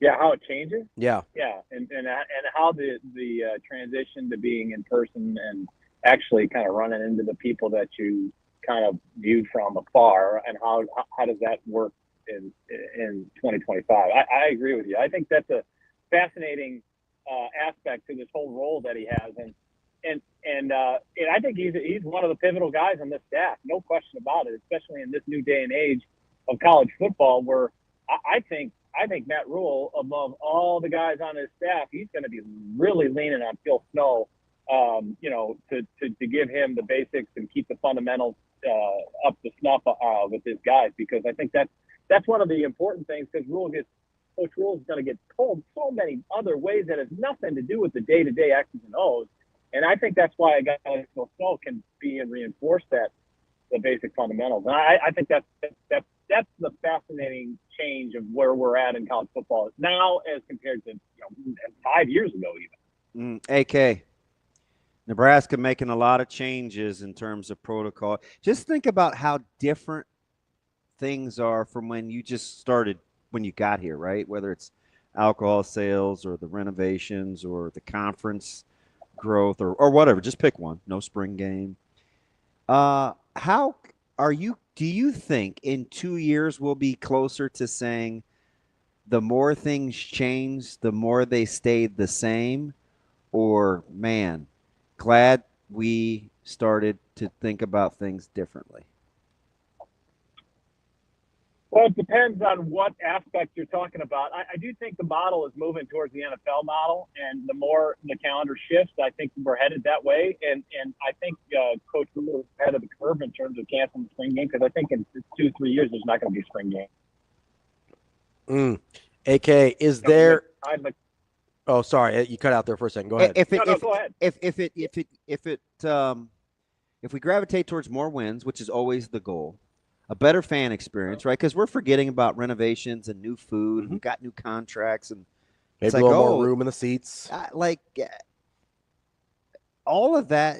Again, it's like, because you run the risk when you try to get out in front of things and be different. You could get the the more things change, the more they stay the same, and you get that snark, or it's like, oh man, you know what? In 2 years, I'm glad that we made some of the decisions we made to play the long game. I think they're going to be the latter. I think people are going to say, I'm glad we're playing the long game, especially with the stadium stuff. And I do think Matt Rule is smart enough to know that this thing's evolving into the NFL model. These OTAs are coming. I think spring game is going to be extinct in a couple of years across the country. It's just the way it's going. And with so much money involved with these players, I think that's where we're headed. But in terms of the stadium thing, I think you got to take some short-term pain in terms of the renovation for the long-term benefit of not just the fan experience, but the stadium structure as a whole. I mean, when I talked to Troy Dannon and he talked about how some of the stadium stuff that they have to renovate is over 100 years old, that kind of struck me. He's like, we've got to do some interior improvements that are things that haven't been changed in more than 100 years. Think about that for a second. He goes, before we do any exterior stuff, some of the interior stuff we got to take care of. So I think once we get past that, I think, yes, will it seem like more of an NFL stadium? Sure, but I think the whole aspect of keeping the college feel to it is going to be so paramount in this renovation, and I think Nebraska is smart enough not to lose that. That's our guy, Andy Kendeigh of KETV. Andy, keep rehabbing that back. Let me know how it's going. We'll see what we can do in terms of a situational third down tight end for you. And relay the message. I'm ready. She reached out yesterday. The huddle thoughts are coming. Okay, sounds good. I will let Carly know. Thanks, buddy. You got it. Appreciate it. That's Andy Kendeigh, KETV. We'll be back with more Hurrdat Sports Live coming up next.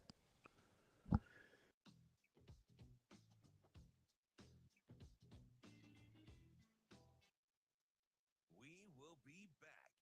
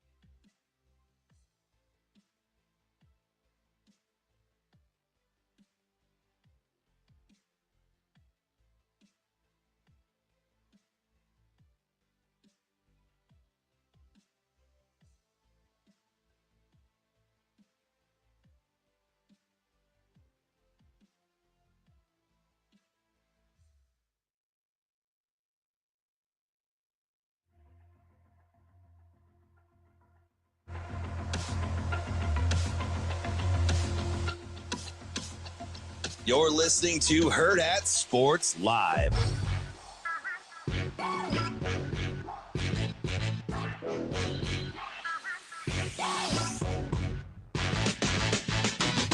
Wrapping up hour number 2 here on Hurrdat Sports Live from the Hurrdat Sports Bar and Grill. That's DB. I'm Ravi, Lulla, and I'm reminding you there's another Omaha Supernovas match tomorrow here at home at CHI Health Center. Make sure you get to supernovas.com to buy your tickets. Let's see if we can keep breaking those attendance records. I like it when Omaha does cool stuff, and the Omaha Supernovas is about as cool of a thing that Omaha's doing right now. So make sure you get out there, support the Supernovas. We talked to Kendra Waite yesterday on a little hot streak. She enjoyed her pretty cool. She enjoyed her time at Creighton so much. She's like, you know what? Let's stay and play some more volleyball in Omaha. You can go out and see her tomorrow night with the Omaha Supernovas. It's supernovas.com for tickets. DB. Yeah. How you we know, doing? I'm doing all right. I'm just okay. You know, well, my guy Evan hurt me. Yeah. Evan is pretty bright. He sent me a message yesterday. I had to laugh. He did a great screen grab. Yeah? Yeah. What'd he do? He was watching the Butkus Awards because it was on BTN. Oh, yeah. Yeah, and well, this will fit. Okay. I got to read it verbatim because you'll know this is very Evan-esque, and all I could do was laugh. He's already pretty high up the list. Yeah, he got bumped way Do you guys text a lot? No, it's just he texts late. Yeah, okay. But he already is buried by everybody else. He goes, he's watching the BTN deal, and he goes, lined up nice.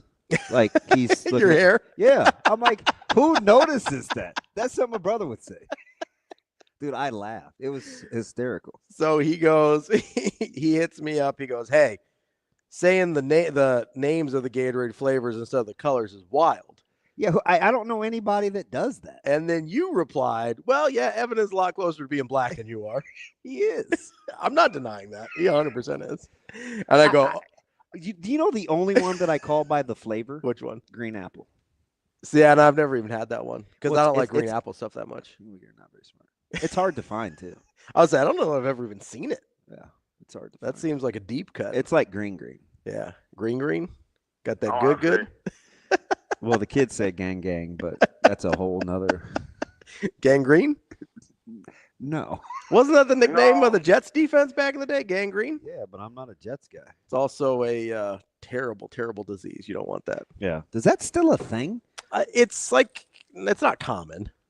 Yeah. But it exists. It hasn't been eradicated. I watched another bad movie last night. Of course, even some stuff that we did eradicate, like measles, is coming back, so that's cool. Arguably, I'm in one of these things where I just haven't been able to sleep. And is it worse than that series you watched the other day? Oh, it's equally as bad. Okay. What was it? It was called Renegades. Oh, no. And it was about like these 4 old Army buddies that like exacted revenge on one of their buddies that got killed. Oh.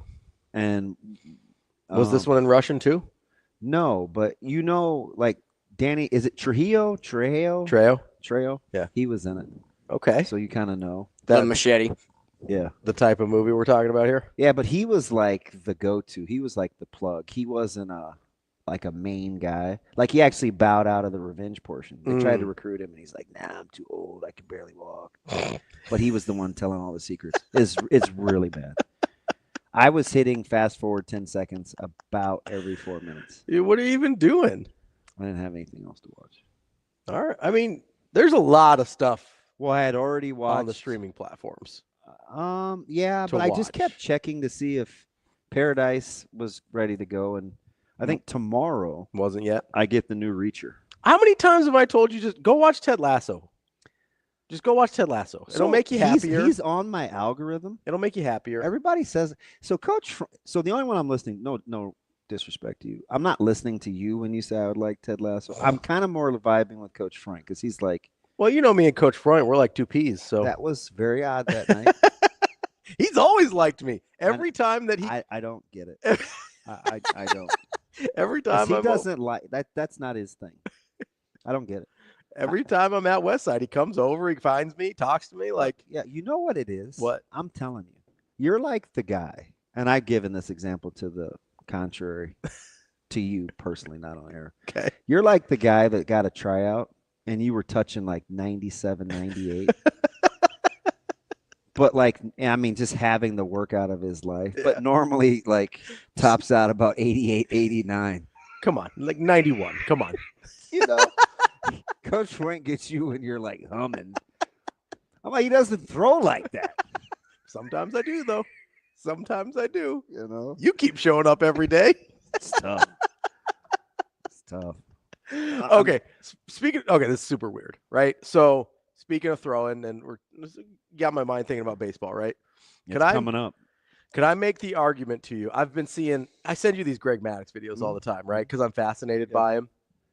Could I make the argument that Greg Maddux and Tony Gwynn are essentially the same versions of each other, just one's a pitcher, one's a hitter? Yes. That hit me yesterday. The greatness of Tony. You want the greatest Tony Gwynn stat of all time, and there's several. There's a lot of them. So, you know how many years a decade is, right? That would be 10. So in the 1990s. Oh, I know this one. How many times? 188. Correct. That's how many times he struck out in the entire decade. In the decade. Do you know what his career batting average was against Maddux and Pedro? No, I know it's 306 against Randy Johnson. I would imagine it's somewhere. What is Tony Gwynn's career batting average against Greg Maddux and Pedro Martinez? It's 126 ABs, so it's a pretty good. Oh, it's a good sample size. Correct. I think it's higher than the Randy Johnson number. First of all, let's just start with strikeouts. How many strikeouts? And 126 at bats. It's under 10. Okay. 6. It's under 6. 4. It's under 4. 2. It's under 2. 0. 0. Oh my God! Unbelievable. Unbelievable. What'd he hit? 323. Yeah. Right. 396. I'm just saying. It's so dumb. He's ridiculous. So I was watching a TikTok last night that was it was a story about Tony Gwynn where, and this is where it clicked for me, is just their knowledge and their ability to kind of predict and game out what was going to happen based on prior experience and how they knew other people thought about the game. Mm-hmm. So he was up at bat and there was a horrible rain delay. The game got postponed until tomorrow. There were 2 guys on base, but since it's a rain delay, they have to pick the game up exactly where it was. So he knew the same pitcher was going to be out there. He knew the situation was going to be the same. He goes in the clubhouse and he goes, "Hey, first pitch tomorrow, this guy's going to throw me a slider away. I'm going to hit it oppo into the gap for a double. Both runs are going to score. We're going to tie the game up at 3. What do you think happened? That exact thing happened. Yeah. Like that level of it's a savant thing at that point. He was. I'm a huge fan. Would you take Tony Gwynn in 2024? Absolutely, I would. 100%. I get he doesn't fit the eye of what people value now. He would totally debunk analytics. He would. There's actually a guy right now that I'm sort of excited about for the Rays. The super fast dude, the prospect that scored 104 bases last year. Because you think I think he can break some of the analytics. Yeah. And I think it's interesting when he's going to slug about 200. Yeah, but he's gonna.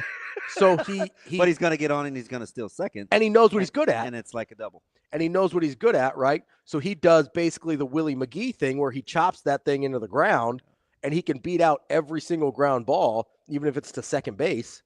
And he hit somewhere in the mid 300s last year. All but 8 of his hits were singles, but then he had 104 stolen bases. Death, taxes, and the Rays being better than being ahead of the curve analytically? Yeah. 100%. I don't know if they can reset this clock, though. I don't either. Although athleticism has returned, and you do have pizza boxes now for for the bags. Yeah, so it's going to be easier to steal bases and translate that into the major leagues. But I like when – this is the thing we were talking about with the NBA the other day. I like when there's – way, in case you're counting, the Dodgers got drubbed again in preseason. You know what I'm really excited about? What? This former Dodger, Walker Buehler, going to start on Sunday for the Red Sox. I'm going to be cheering I'm a huge Walker Buehler guy. Walker Buehler guy. That's honestly, I know that Crochet got all the buzz. The flyer on Walker Buehler is maybe the thing I was most excited about the Red Sox did this offseason. My brains out. I'm very excited. I will tell you, Walker you have Buehler. to be careful in Fenway. Sure. Because when he gets touched, it goes. It leaves the yard. Yeah. But I think it's a good flyer, though. When he's going, as I mean, there's not a lot of guys. He's as good as almost anybody. Yeah, there's not a lot of guys better than him when he's throwing well. Much like me touching 98 when I talk to your friends. Coach Freund, a 98 mile an hour tryout. You know, I'm like that. $1 million arm. Really? Oh, my bad. I was gonna go Dennis Quaid in The Rookie, and you hit me with $1 million arm.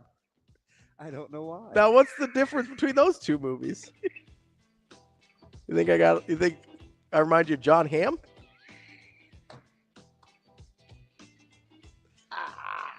I'm just saying. I get all the hate for being a little insensitive. Hits me with $1 million arm. I don't know if you know this. Huh? My last name's not Patel.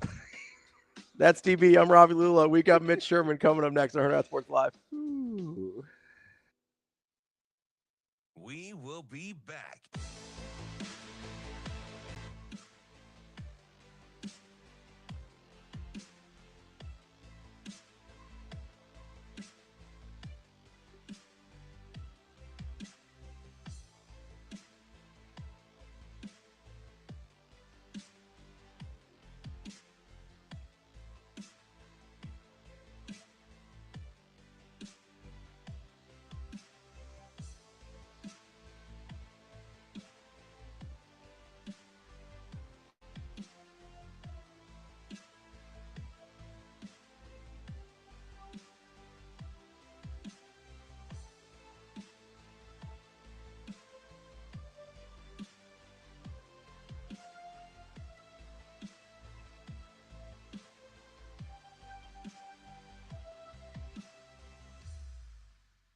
We will be back.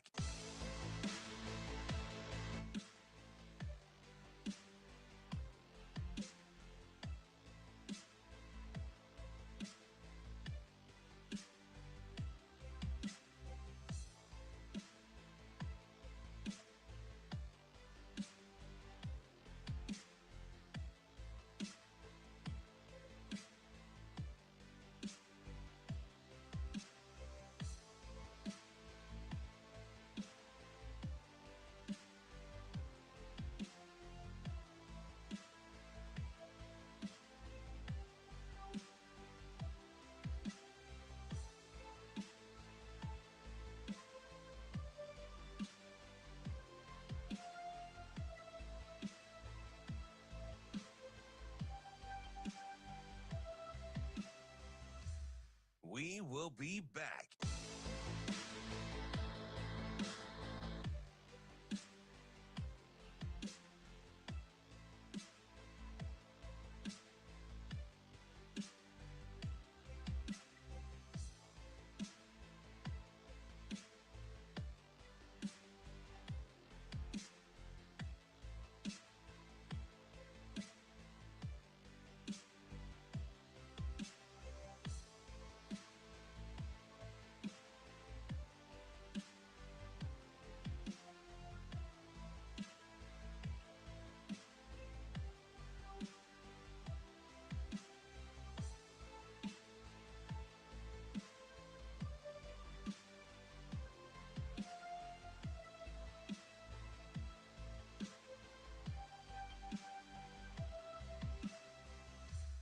We will be back.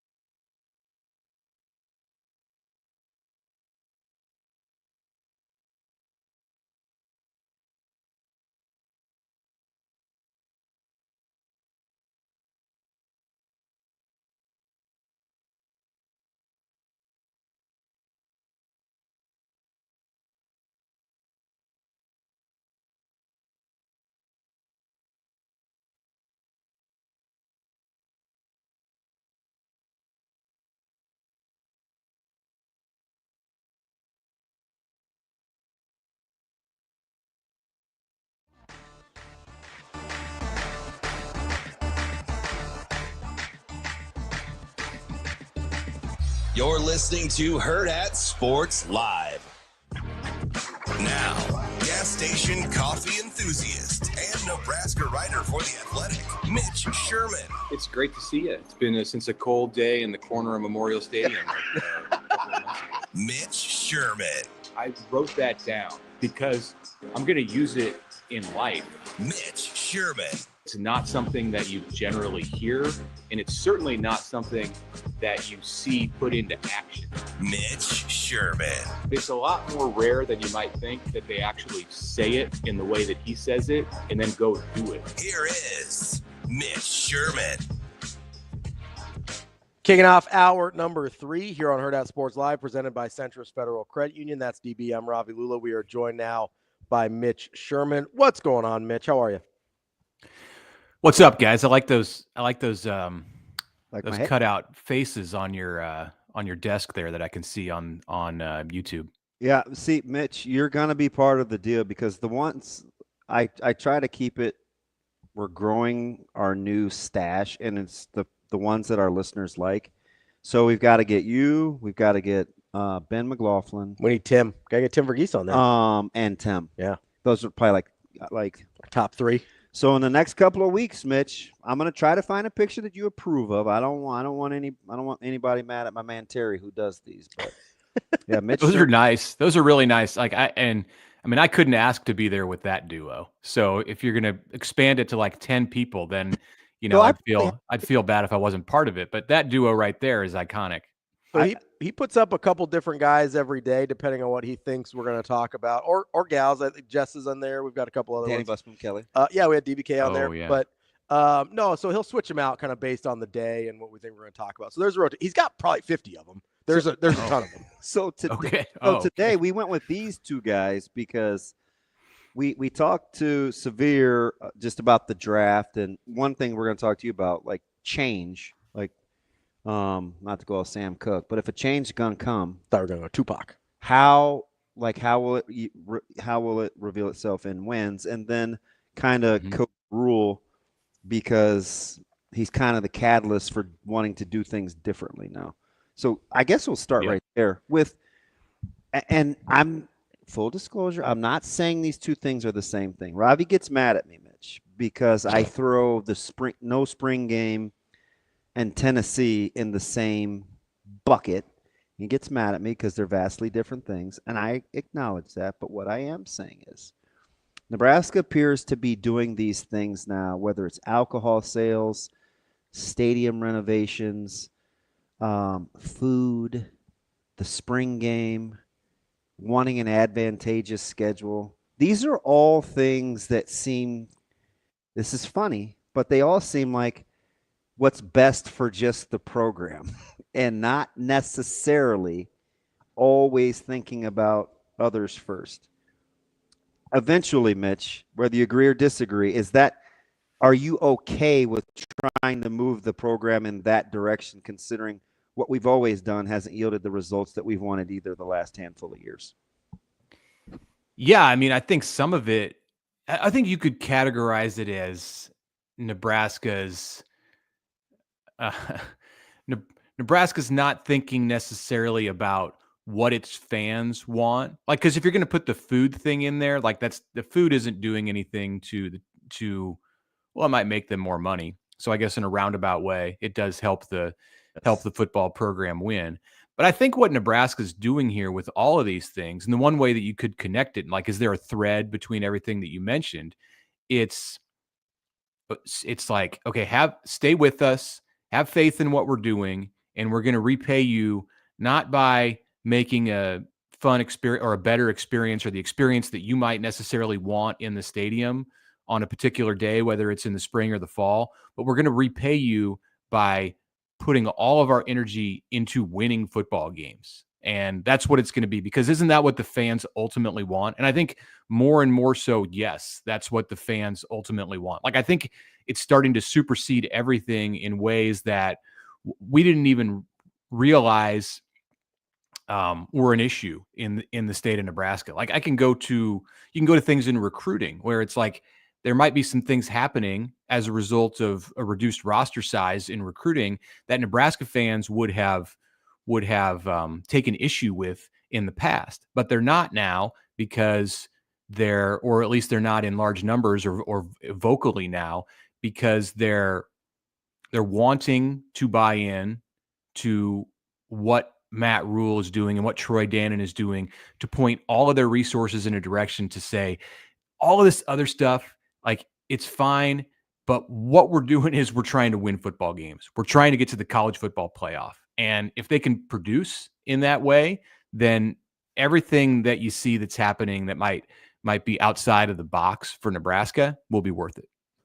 So, Mitch, let me ask you the question then, because my next thought when we have this conversation is, okay, how fast do the wins need to come to justify the changes? Because if you're taking things away that theoretically the fans like, whether it's the spring game or whether it's just a certain level of nostalgia and tradition that they've become accustomed to. Degree of difficulty of home non-con games. Sure, whatever. yeah, like scheduling a premier non-conference home game, whatever the thing is.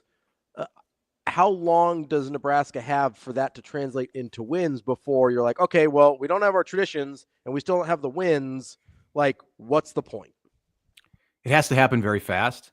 I don't think it's, I mean, that's my initial thought is like, it has to happen right away. Not that you have to be in the playoff in 2025, but you have to win more games than you did in 2024. So I'd probably amend it from like, it has to all happen very fast. Like, you know, they're not going, that doesn't mean they have to go undefeated next year, but you have to see progress. You have to see more wins. Like it needs to be a bigger number on that line next year. It has to incrementally grow up, because people just aren't patient. Even when you're not taking things away, people aren't patient. And I've kind of had that thought go through my head this year, watching what's going on with Nebraska basketball. Like last year, Nebraska basketball made the NCAA tournament for the first time in a decade.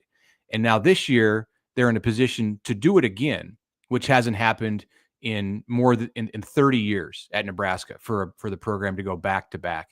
And yet people are unhappy with what the product looks like, even if it produces the desired result of making, you know, because at Nebraska, until you win in the NCAA tournament, like the goal is let's get there. And that's great. And like, you would trade anything just to get to the tournament. But here we are 1 year after Nebraska got there, and people are like, no, that's not enough. You got to look pretty doing it, or you got to do it this way, or you got to beat this opponent.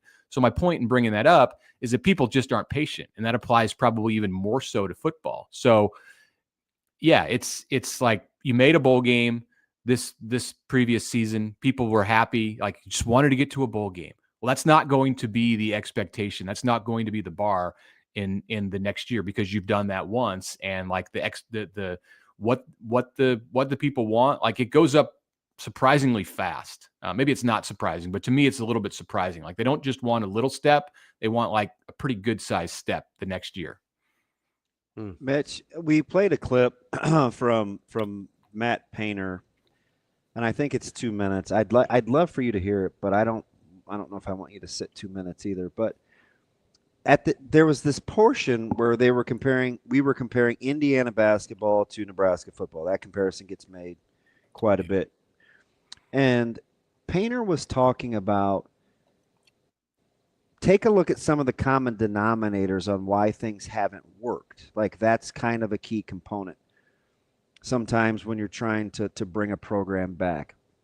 So I ask you this, as somebody that's also in the media, that has had to change a ton, right? Well, you've had so many other good things you did in between covering Nebraska, but you've had to evolve. The media's relationship with the sport it covers has had to evolve.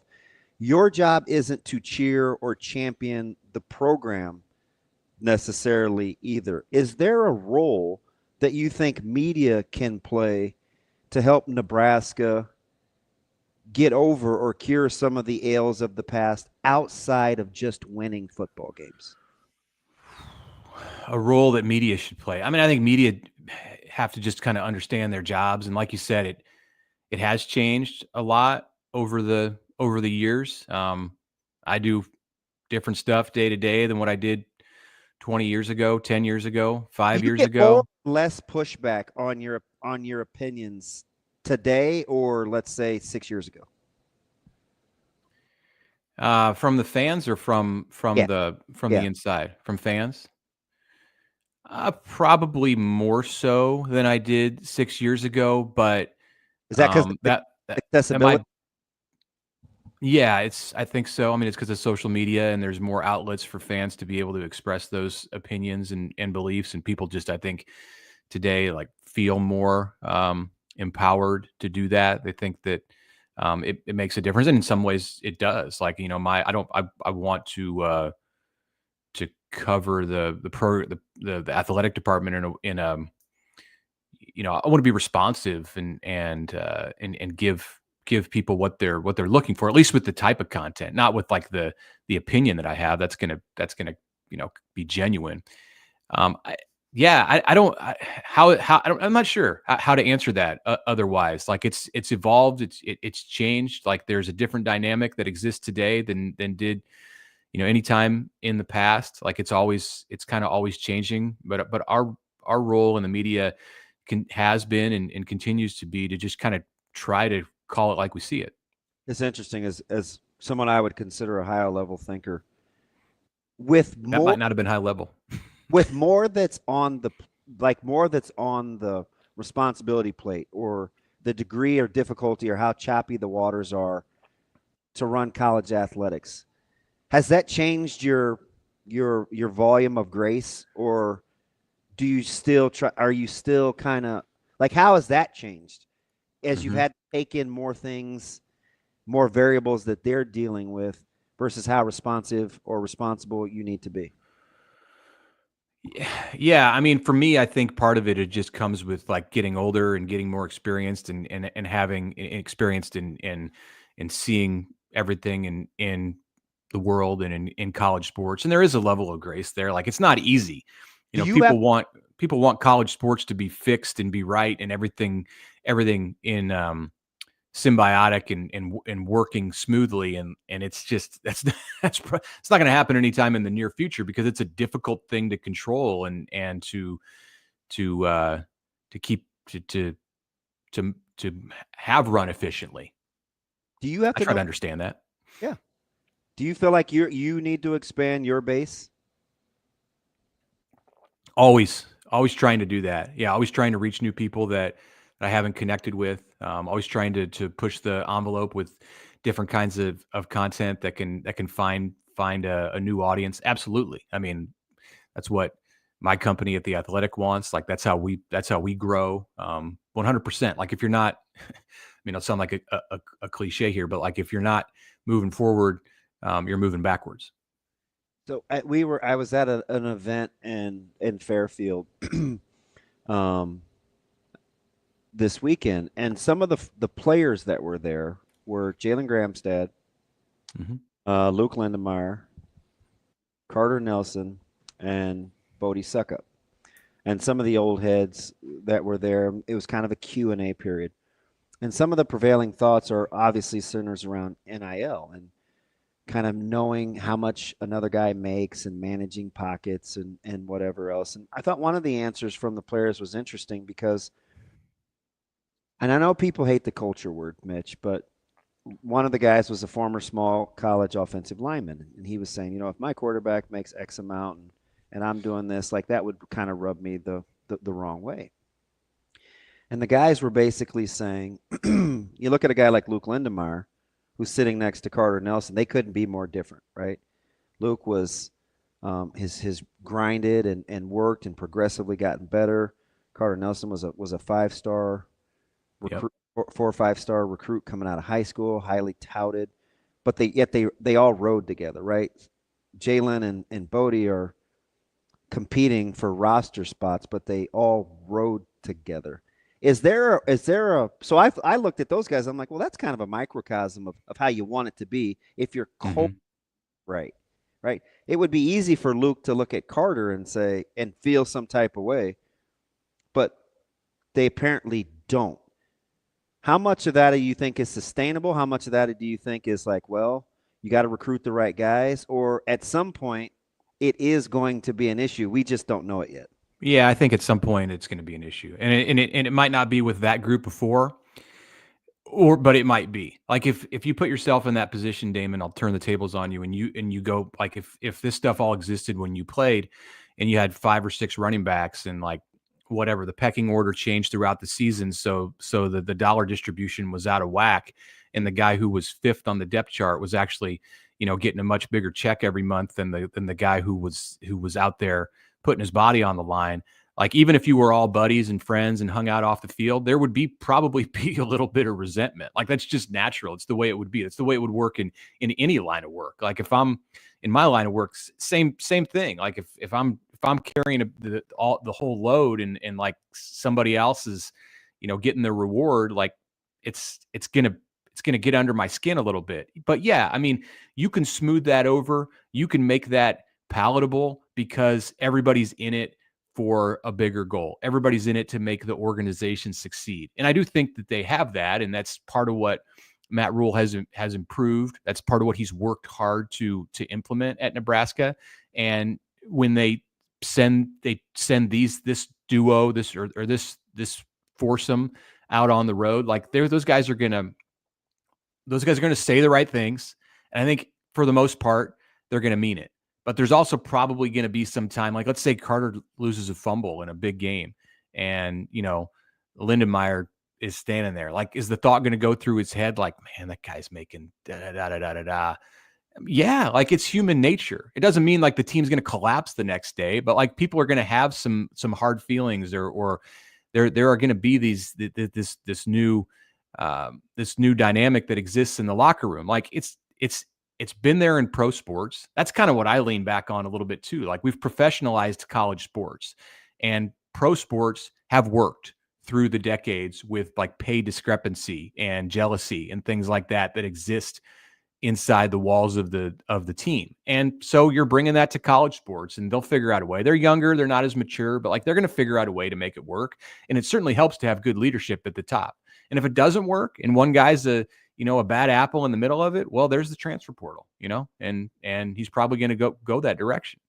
Yeah, Mitch, I'm glad you brought up pro sports, because as we're kind of talking through this, I found myself thinking, like, are we making maybe a little too much of it? I understand people hold out and have, contract demands and they want to renegotiate and stuff like that. But I don't get the sense that in game, a wide receiver is sitting there on a minimum deal like, let's say Puka Nacua or whoever is on his rookie deal and he was drafted late, so he's making a league minimum, and he's looking around the room and seeing literally everybody makes more money than him and being like, oh, I would have caught that ball, or I would, like, I don't get the sense. Maybe it does happen. I don't know. I haven't been in those locker rooms, but outside of the like contract negotiations and holdouts and stuff like that, it doesn't really seem to be an issue. You know what it would boil down to? I'm just listening to you guys. And it probably is. You know what I would think, especially, so there's 2 instances. I'll give you one football and I'll give you one like current day or recent business. You asked about the 5 or 6 running backs, so I immediately thought, and my answers you're kind of describing that is, number one, I don't know if somebody would make more that wasn't productive, but let's say they did. For me, I'd say it would matter how much we were winning. Mm-hmm. Like I would think, well, but that's a culture thing, right? Are we winning? The other thing is like on my job, I can think of one, Mitch, in the last handful of years. I used to do an endorsement for a company, and one of my little guy, Micah, was really young, so sometimes I'd either have to bring him with me or I would have to reschedule. And I got along with the guy that worked at this entity really well. Like, we're friends we'll text to this day. And over a handful of years of having this endorsement, it went to Josh Peterson in the afternoon. And I immediately in my head, at no point, I'm just being honest, at no point did I think, ooh, I'm mad. I felt like, oh, he really enjoys this. He's there all the time. He's getting better. Like, that's pretty cool. I don't know if, like, that's the honest, I never even thought to myself, wow, like, you guys weren't even going to tell me? It just seemed, in my opinion, to make more sense. Do you think that's a maturity thing? Or do you think that that's something that can be established culturally where you just assume, hey, quarterbacks make this, left tackles make this, brush ends make this? Like, It's all of the above, I think. I mean, I do think it's a maturity thing. I think it's a personality thing. Like, not everybody would have that approach that you did in either one of those situations. And if you have 105 guys on a team, like, you're going to have a wide range of people who react to every situation in different ways. So there will be players in every locker room in college football who are reasonable about that conversation, about that whole landscape of pay and discrepancy in pay. And then there will be others in every locker room who, don't see it that way and don't act in a mature manner. And that's just part of it. Like, you're going to have that again, like in any workplace. What you want to do and what you aim to do with your culture and what you aim to do, I think, as a coach in that spot, is to minimize that second category. And you look for those kind of guys when you're recruiting them. And that's hard because of the portal, and you have such a limited amount of time to be able to get to know players when you're recruiting them in comparison to the work that you do when they're in high school. But at the same time, like, they're more developed individuals generally, and they've already been in some kind of a similar situation. So you should be able to get a good read on him, that where if you're recruiting a high school kid and you get to know him when he's 16, they're going to change a lot between the time they're 16 and they're 21 or 22. So you may be getting to know someone who's completely different 5-6 years later. It all underscores, like, the need for a head coach, I think, to just be moving more and more and more in that direction of being a CEO. And Nebraska's fortunate that it has somebody who embraces that role. Whether he likes everything about it, he embraces that role. Yeah, there's still coaching that's involved in being a head coach, but there's so much more to the job, and a big part of it involves this stuff that we're talking about here. And of course, you need to have the people around you who can help you in both of those areas. And I think that's a big part of what Nebraska's work to do this offseason. All morning, I've been kind of asking the question, who has the tougher job on February 26th, Damon or Coach Rule? And I'm going to ask it to you a different way. With the adults in the room, do you think, on a similar scale of what you're describing, because you talked about maturity and age, that Damon will have to, at some point, or currently is dealing with that from sport to sport in terms of revenue distribution? Do you think baseball and basketball and volleyball and football? So we're talking the adults now dealing with monetary differences. You think that that's something internally that he manages, or it's understood, or that it's kind of set with how he's doing business? Because I don't think it's set yet. Okay. I don't think it's set yet. I asked him on the day that Danny Busboom Kelly was introduced at the Devaney Center after the press conference. I pulled him aside and asked him about revenue share for volleyball, because that Nebraska is going to do it different than about 98% of the programs out there in the country. But I wanted to know if I wasn't looking for numbers, like, or a percentage, but I wanted to know just how much they'd thought about it, and if he knew what they were going to do yet with the way that they distributed revenue to volleyball. Because on like some of the national models that you see out there, it falls into the category of like 5%, along with every other sport in the department that's not football or men's or women's basketball. And that Nebraska's not going to do that. Like, there's going to be a bigger number. But he just said they're going to be competitive. They're going to be beyond competitive. They're going to paraphrase them, like they want to set the market. So if you do that, like, that takes away a little bit from another program. I think he's just going to have to be transparent. I think he's just going to have to be upfront with his coaches about how they're distributing all of that. It's probably going to have to be a fluid conversation. What if there's an All-American or a national champion on your track and field team, which there are? Which is, what if there's a national champion on your wrestling team and he's coming back for another year? Don't you have to give him a cut of rev share? Or, but if you do that, you might be doing that at the expense of a 5-star volleyball player or a 4-star football player. Like, I think football's got to be kind of untouchable in this. Like, they're going to get their percentage, and then you work everything else out just because it makes so much revenue for the department. But yeah, it's a tough job for an AD, and I think he just has to be open and have like consistent communication. And then they also have to know that there's NIL there too to supplement some of it. So if you can't pay somebody in rev share because of the sport that they play and what you have assigned to that sport.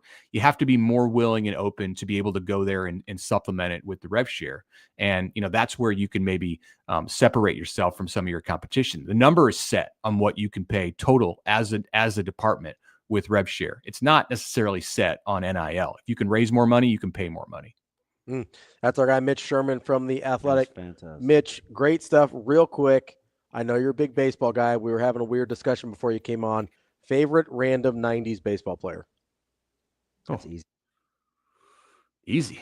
Random. Yeah, you can't give me like Griffey or something. Like, give me a rando. Well, your Rolodex is huge. I mean, no pressure. I know I'm putting you on the spot. Might be complimenting it. Yeah, there's a lot of names going through my head. He's still playing in the 90s. One random guy was a great player. Yeah, he played in the 90s. I'm going to go with Brett Saberhagen. Oh, okay. Of course. His heyday, like where he but he had was in the 80s. But I have to go with the Royal. Like I mean, if you ask me that question and I have like a lot of time to think about it, I'll probably come up with some people who weren't Royals. But just when you mention baseball, like Royals are going to come into my head. So, yeah. How about I don't know. I'll just go with Saberhagen. Thank you for indulging me, Mitch. Danny Tartable. How about Danny Tartable? That's a good one. That's a good one. Can I toss you a Joe Randa, early 2000s? Sure. We can always talk about Joe Randa.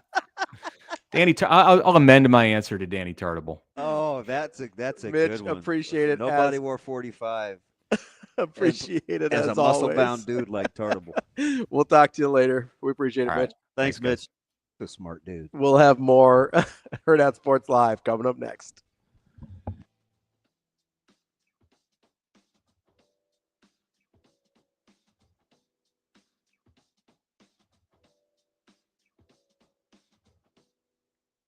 We will be back.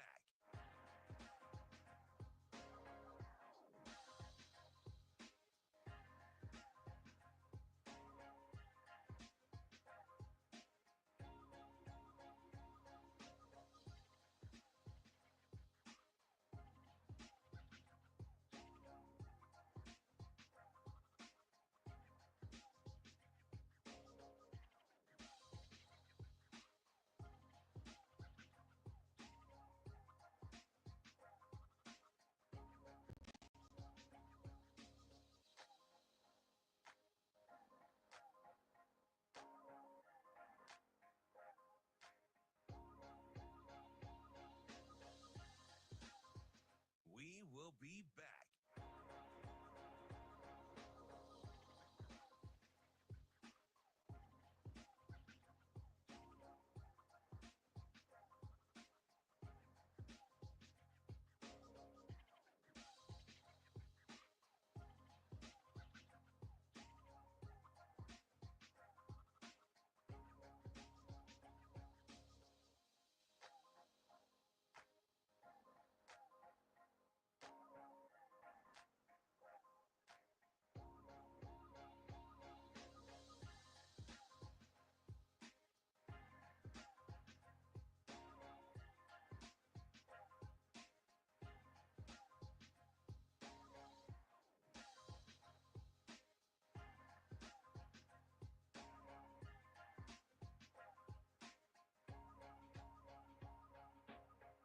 We will be back.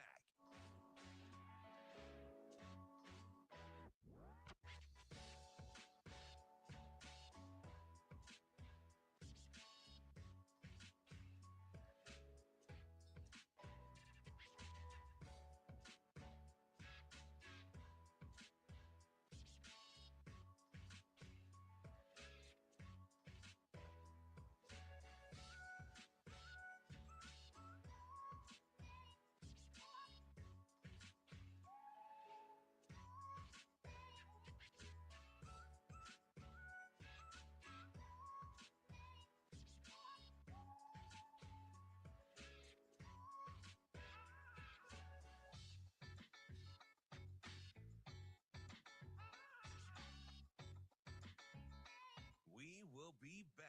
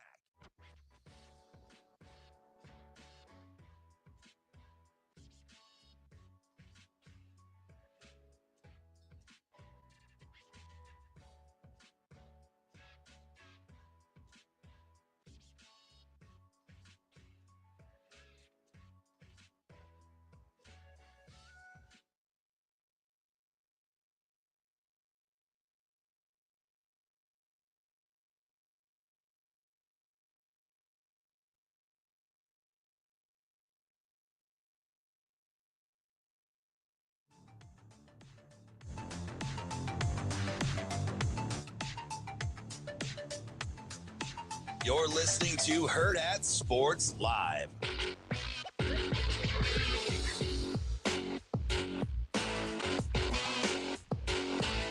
Welcome back. Hurrdat Sports Live, presented by Centris Federal Credit Union. Our friends at Centris have you covered. You know, it's weather's getting warm outside. Maybe you're like, hey, I might do a little car shopping over the weekend. I know DB needs to. You're talking to me. Got to go get it figured out over there. Your boy is stressed. You know what you got to do before you hit the car lot? Hit centrisfcu.org to make sure you got your auto loan figured out so you can go in with a little negotiating power. You don't want to be at the mercy of the dealership. Go to Centris FCU, talk to one of their experts, and get the help you need before you hit the car lot at centrisfcu.org, federally insured NCUA. Do a little crossover here? It helped me shopping with my mom the other day. Yeah. I found, I'm not going to name the grocery store because they're really, really good to me. Mm-hmm. And I went back to the old neighborhood because I had to take my mom. And why you want to be able to pit one against the other, like competition? Mm-hmm. Beef is expensive right now. Yeah, it's getting ready to hit all-time highs. And I saw a price per pound for some chuck, and so I was kind of staring. And I watch Meat Dad on TikTok, and so I'm looking for a part of the chuck that still has the eye still in it. And the guy was super cool. He's like, "Hey, what are you looking for?" And I'm like, "I can't get over this price per pound. Right? It's $3 less than it normally is." And he said, "Yeah, we had to match because of another place in town." And I go, "Really?" And he goes, "Yeah, what are you looking for?" And I said, "Something that still has the eye." Like, yeah. I wanted the good part too. Yeah. Don't you know that son of a gun went and cut one? He said, "Hey, I'll keep the same price. I'm going to tip of the cap to the knowledge base." Oh, okay. And I was like, I said, "Hey." He's looking out. I said, "I can't take credit. I follow this guy on TikTok." Meat Dad? He taught me how to, yeah. Let's go. This guy's lost like 300 pounds on the carnivore diet. But anyway. Let's go, baby. Having the power of negotiation with like a credit union, and you don't want to give all the power to the dealership. You're right. No, you can't do that. Say, hey, this is what Centris said they could do for me. So we're going to start there because I got my own money. When you come in with your own money, you got a different level of power over the situation. Oh, that's a great pull by KP. Who? Apier. Kevin Apier? I like the delivery because he would hide the ball behind his Angels and Royals, great. He did have. Are you going great? Well, no, he had a tough labrum injury though. Killed his velo a little bit. He'd hide that. He did. He keep that thing back behind his. Although somebody mentioned Bernie Williams. Bernie Williams is too good to be a random. Yeah, he's not a random. Are you finally something negative about David? Oh. Everything David says, Ravi loves. DJ finally let you down. I mean, if he's a Yankees fan, we're going to have longer conversations. But no, the Bernie Williams is too good. If you want to go like a random Yankee, you got to give me like a Shane Spencer. It's a good one. Scott Brocious is a little random. He had the one really good year. And he got the nickname from Berman. Yeah. Super fragilistic.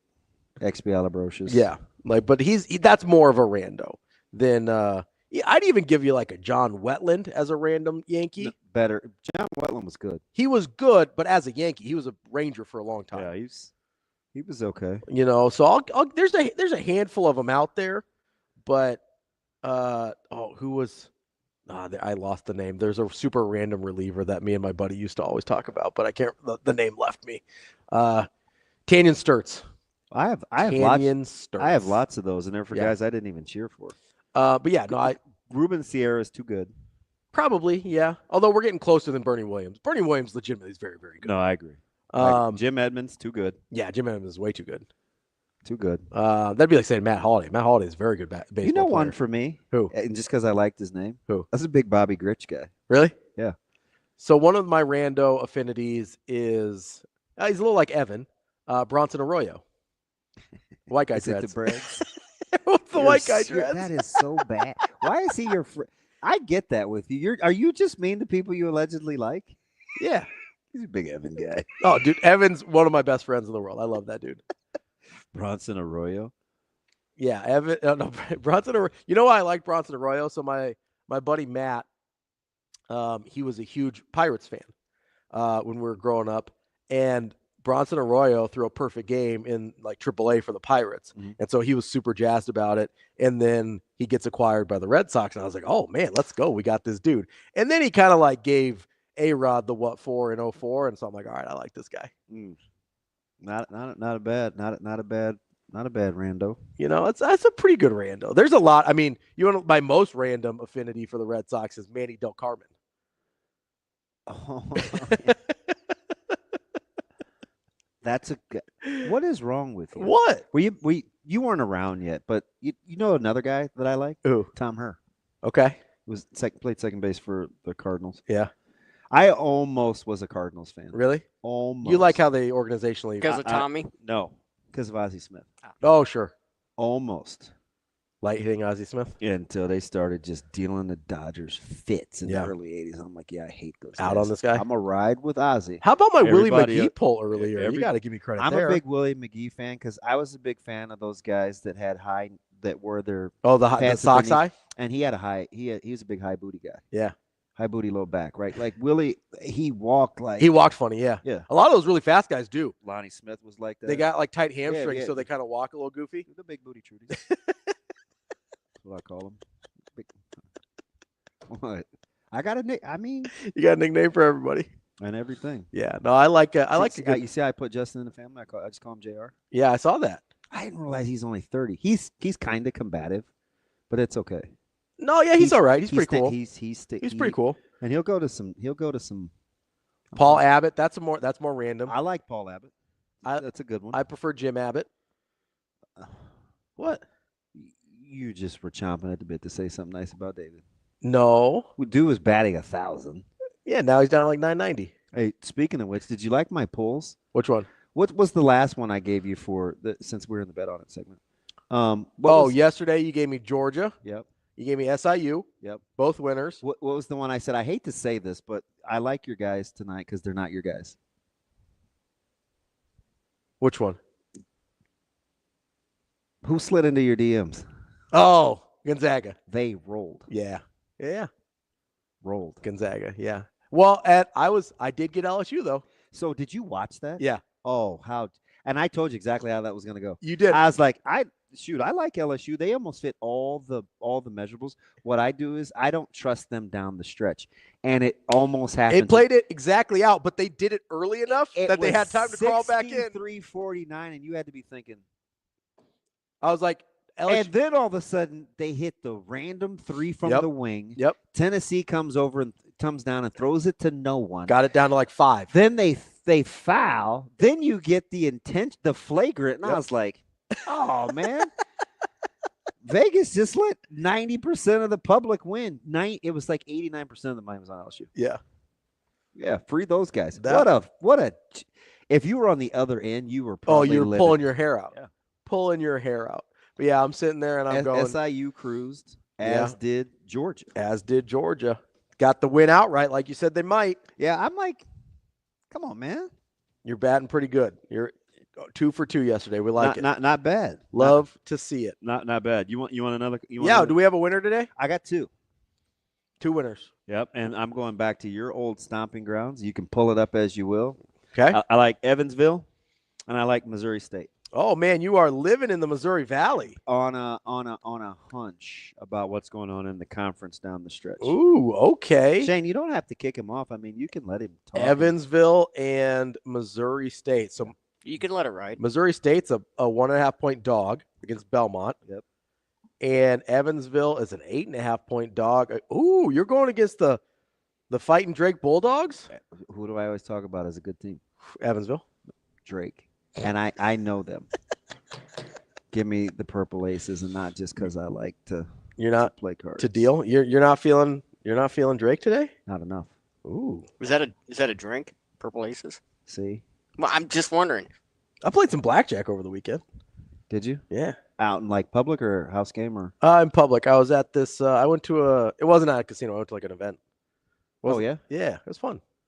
Was it played like normally? Yeah. There was a dealer. They like brought in a dealer and everything. Where was your position on the table? I was second Okay. from the right. I don't know what number that is, but is it 2 then? Yeah. You go from the right? Yeah.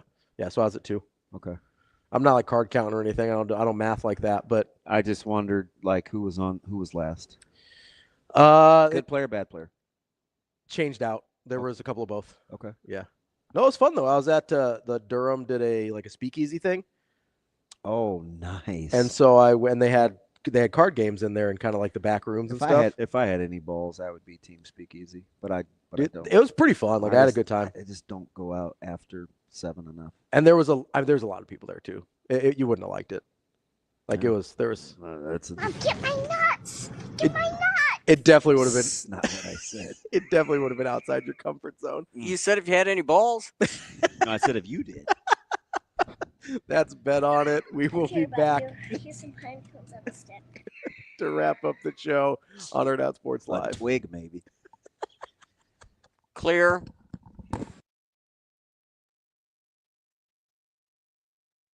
We will be back.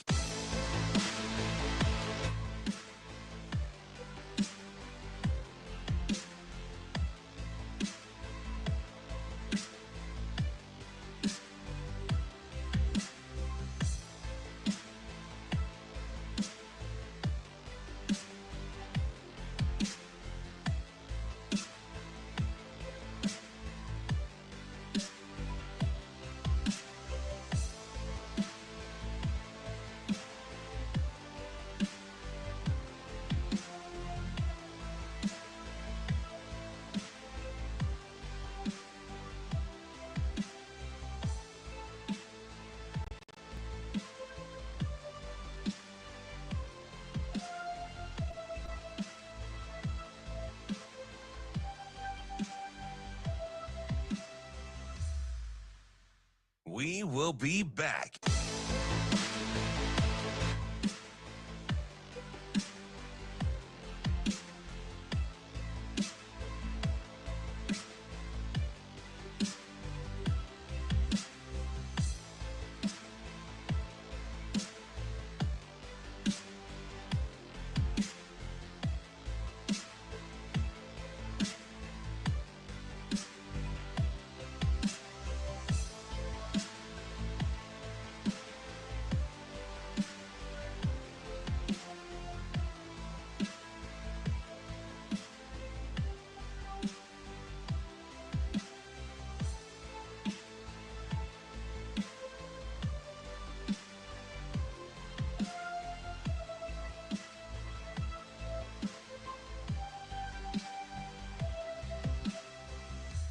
We will be back.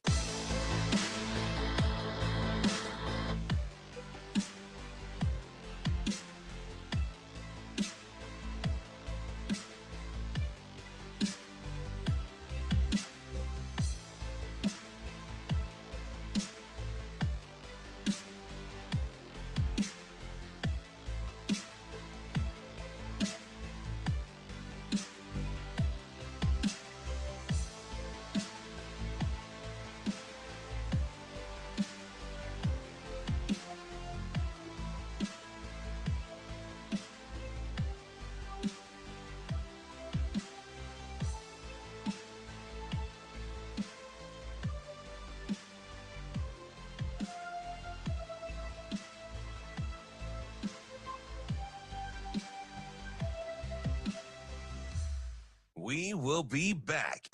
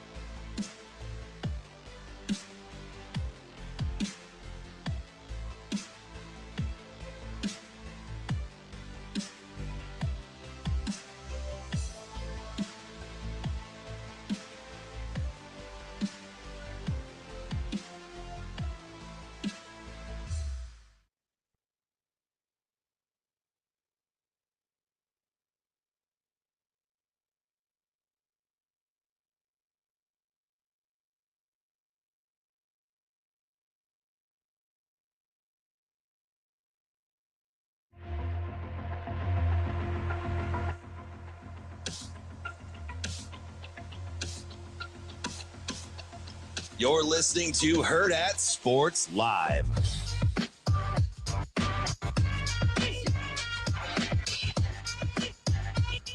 Welcome back, Hurrdat Sports Live. That's DB. I'm Ravi, Lulla. We're here on the Pillar Exterior stage as we wrap up the show for you here on a Wednesday.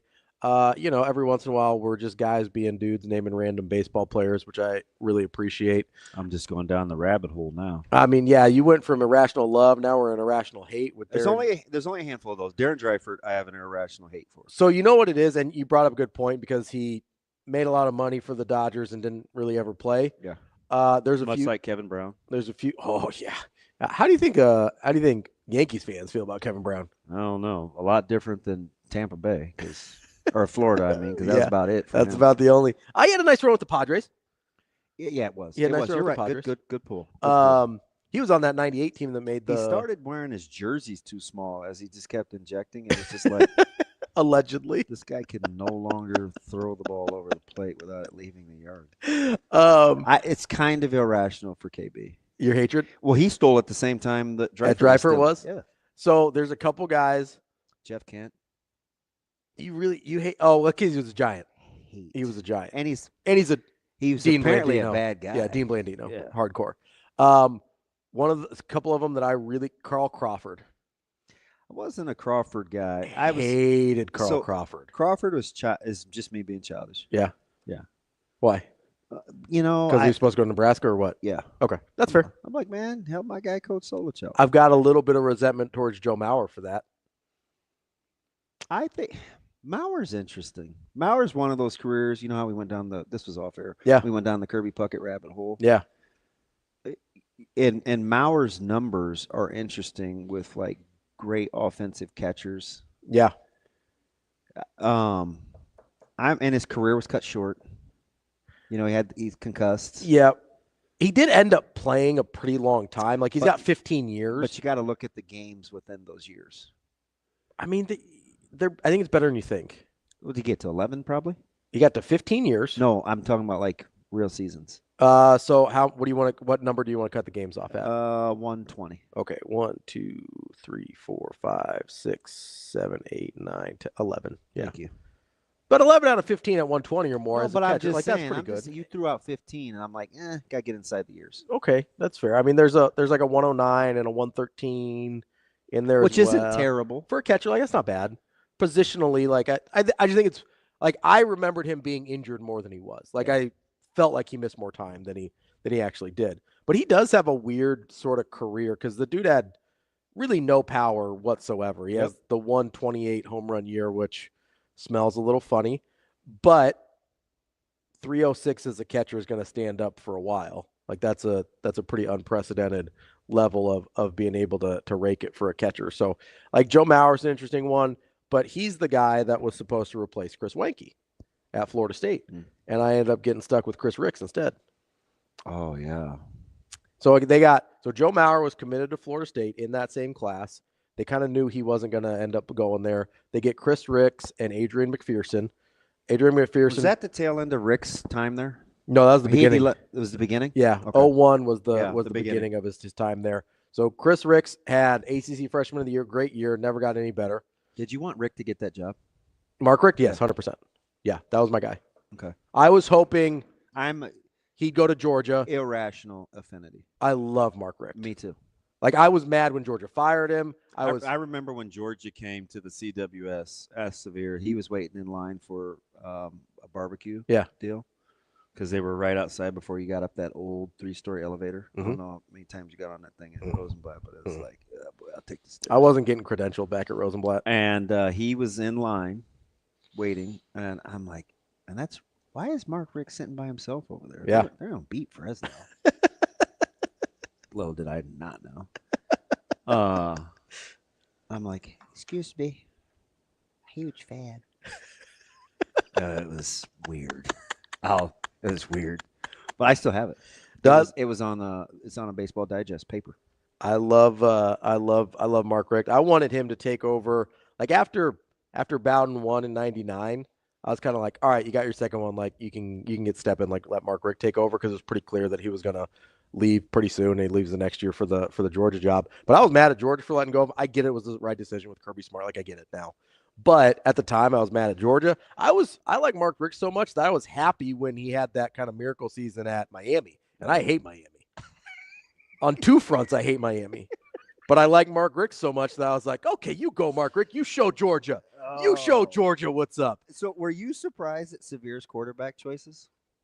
I was not really. So I think the longer this thing is going on, I think the more people are gravitating towards Cam Ward. So you know what it was? And you sent me this video. It's like 15 seconds. Oh, when they're training together? It's like 15 seconds of him and Shedeur. And Shedeur comes off as like Nepo baby. And Cam Ward comes off like a dog. But I will say this. I do think one is better built for a market. My opinion is Shedeur would be better handling himself in a big market. Because he's used to the spotlight. Totally. Sure. And he always, I get it. You think he slanders linemen, but he typically says the right things. I mean, he did slander his linemen. Like, he threw those guys under the bus. So, but it was in response to, you're going back to when he mispronounced, he's like, well, how many times did Raiola get hit? Yeah. Well, I give him a mulligan because it was fresh after the game and he got his ass whipped. He did. That was. Like, you felt bad for him at a certain point. Yeah. Deadpool. Yeah, like you look at him and so go. I get it. He's young. It's tough. Like, I get it. Dang, can I get a mulligan? Like, listen, I'm not going to hold it against him forever. Like, I don't dislike Shedeur as an NFL prospect as much as it seems like some people do. Like, I think it's closer in terms of skill set. Like, I think Cam would be much better in Nashville than Shedeur just because it's Nashville. So I don't know if I go the opposite way. Like, I do think Shedeur's better. Oh, you like Cam in like the New York market? No. I think Shedeur's better in a big market. I don't know that means Shedeur's worse in a small market. Like, I don't know if he's worse in Nashville because he's used to the lights. I do think he's better in New York. Well, he'd have to be a little grimier. Yeah, maybe. But I don't know if, like, I think you'd have to be grimier in like a Philadelphia or Chicago. Not that they're drafting quarterback. You know what I mean? Yeah, I watched a sensational breakdown between how close. So there's two guys, Matt Miller and who's the guy that ESPN let go? Used to be the insider. That draft guy? Yep. McShay. Oh, yeah.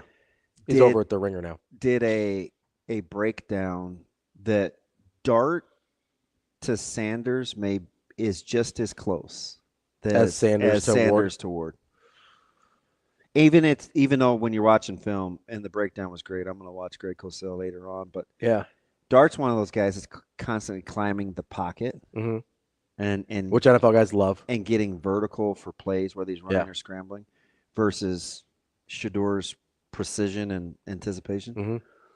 But he's like not a ton of difference in watching the productivity between the two. I was kind of surprised. Could I make the argument that I think the productivity can be a little inflated in a Lane Kiffin offense? Yeah, well, how come it doesn't work for his receivers? I don't know. I mean, they haven't been hitting on receivers. No, I get it. So I don't know about that. Okay. I mean, really, your only real comp would be Corral. His name is. And he shredded the UFL. Yeah. I don't know if shredded, maybe a little strong. Might be aggressive. He was no Adrian Martinez. But I can't wait to see what happens with these running backs. That's my thing. Yeah, the Hampton thing's interesting. Like, there's some legitimate love for Hampton. He is sweet. Are you still riding with your guy from Iowa? Oh, Johnson? Caleb? Yeah. Yeah, I am. Especially if he gets his own scheme. Okay. He's incredible.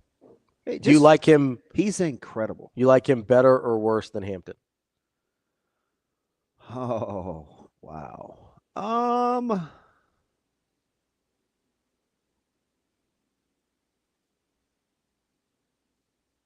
know this is hard for you. I probably like Hampton. A little better? I'm not going to kid you, though. Why? I like them both better than Ashton. What's the differentiator between Hampton and Johnson for you? Top end. Okay. Top end. Like ceiling? Yeah.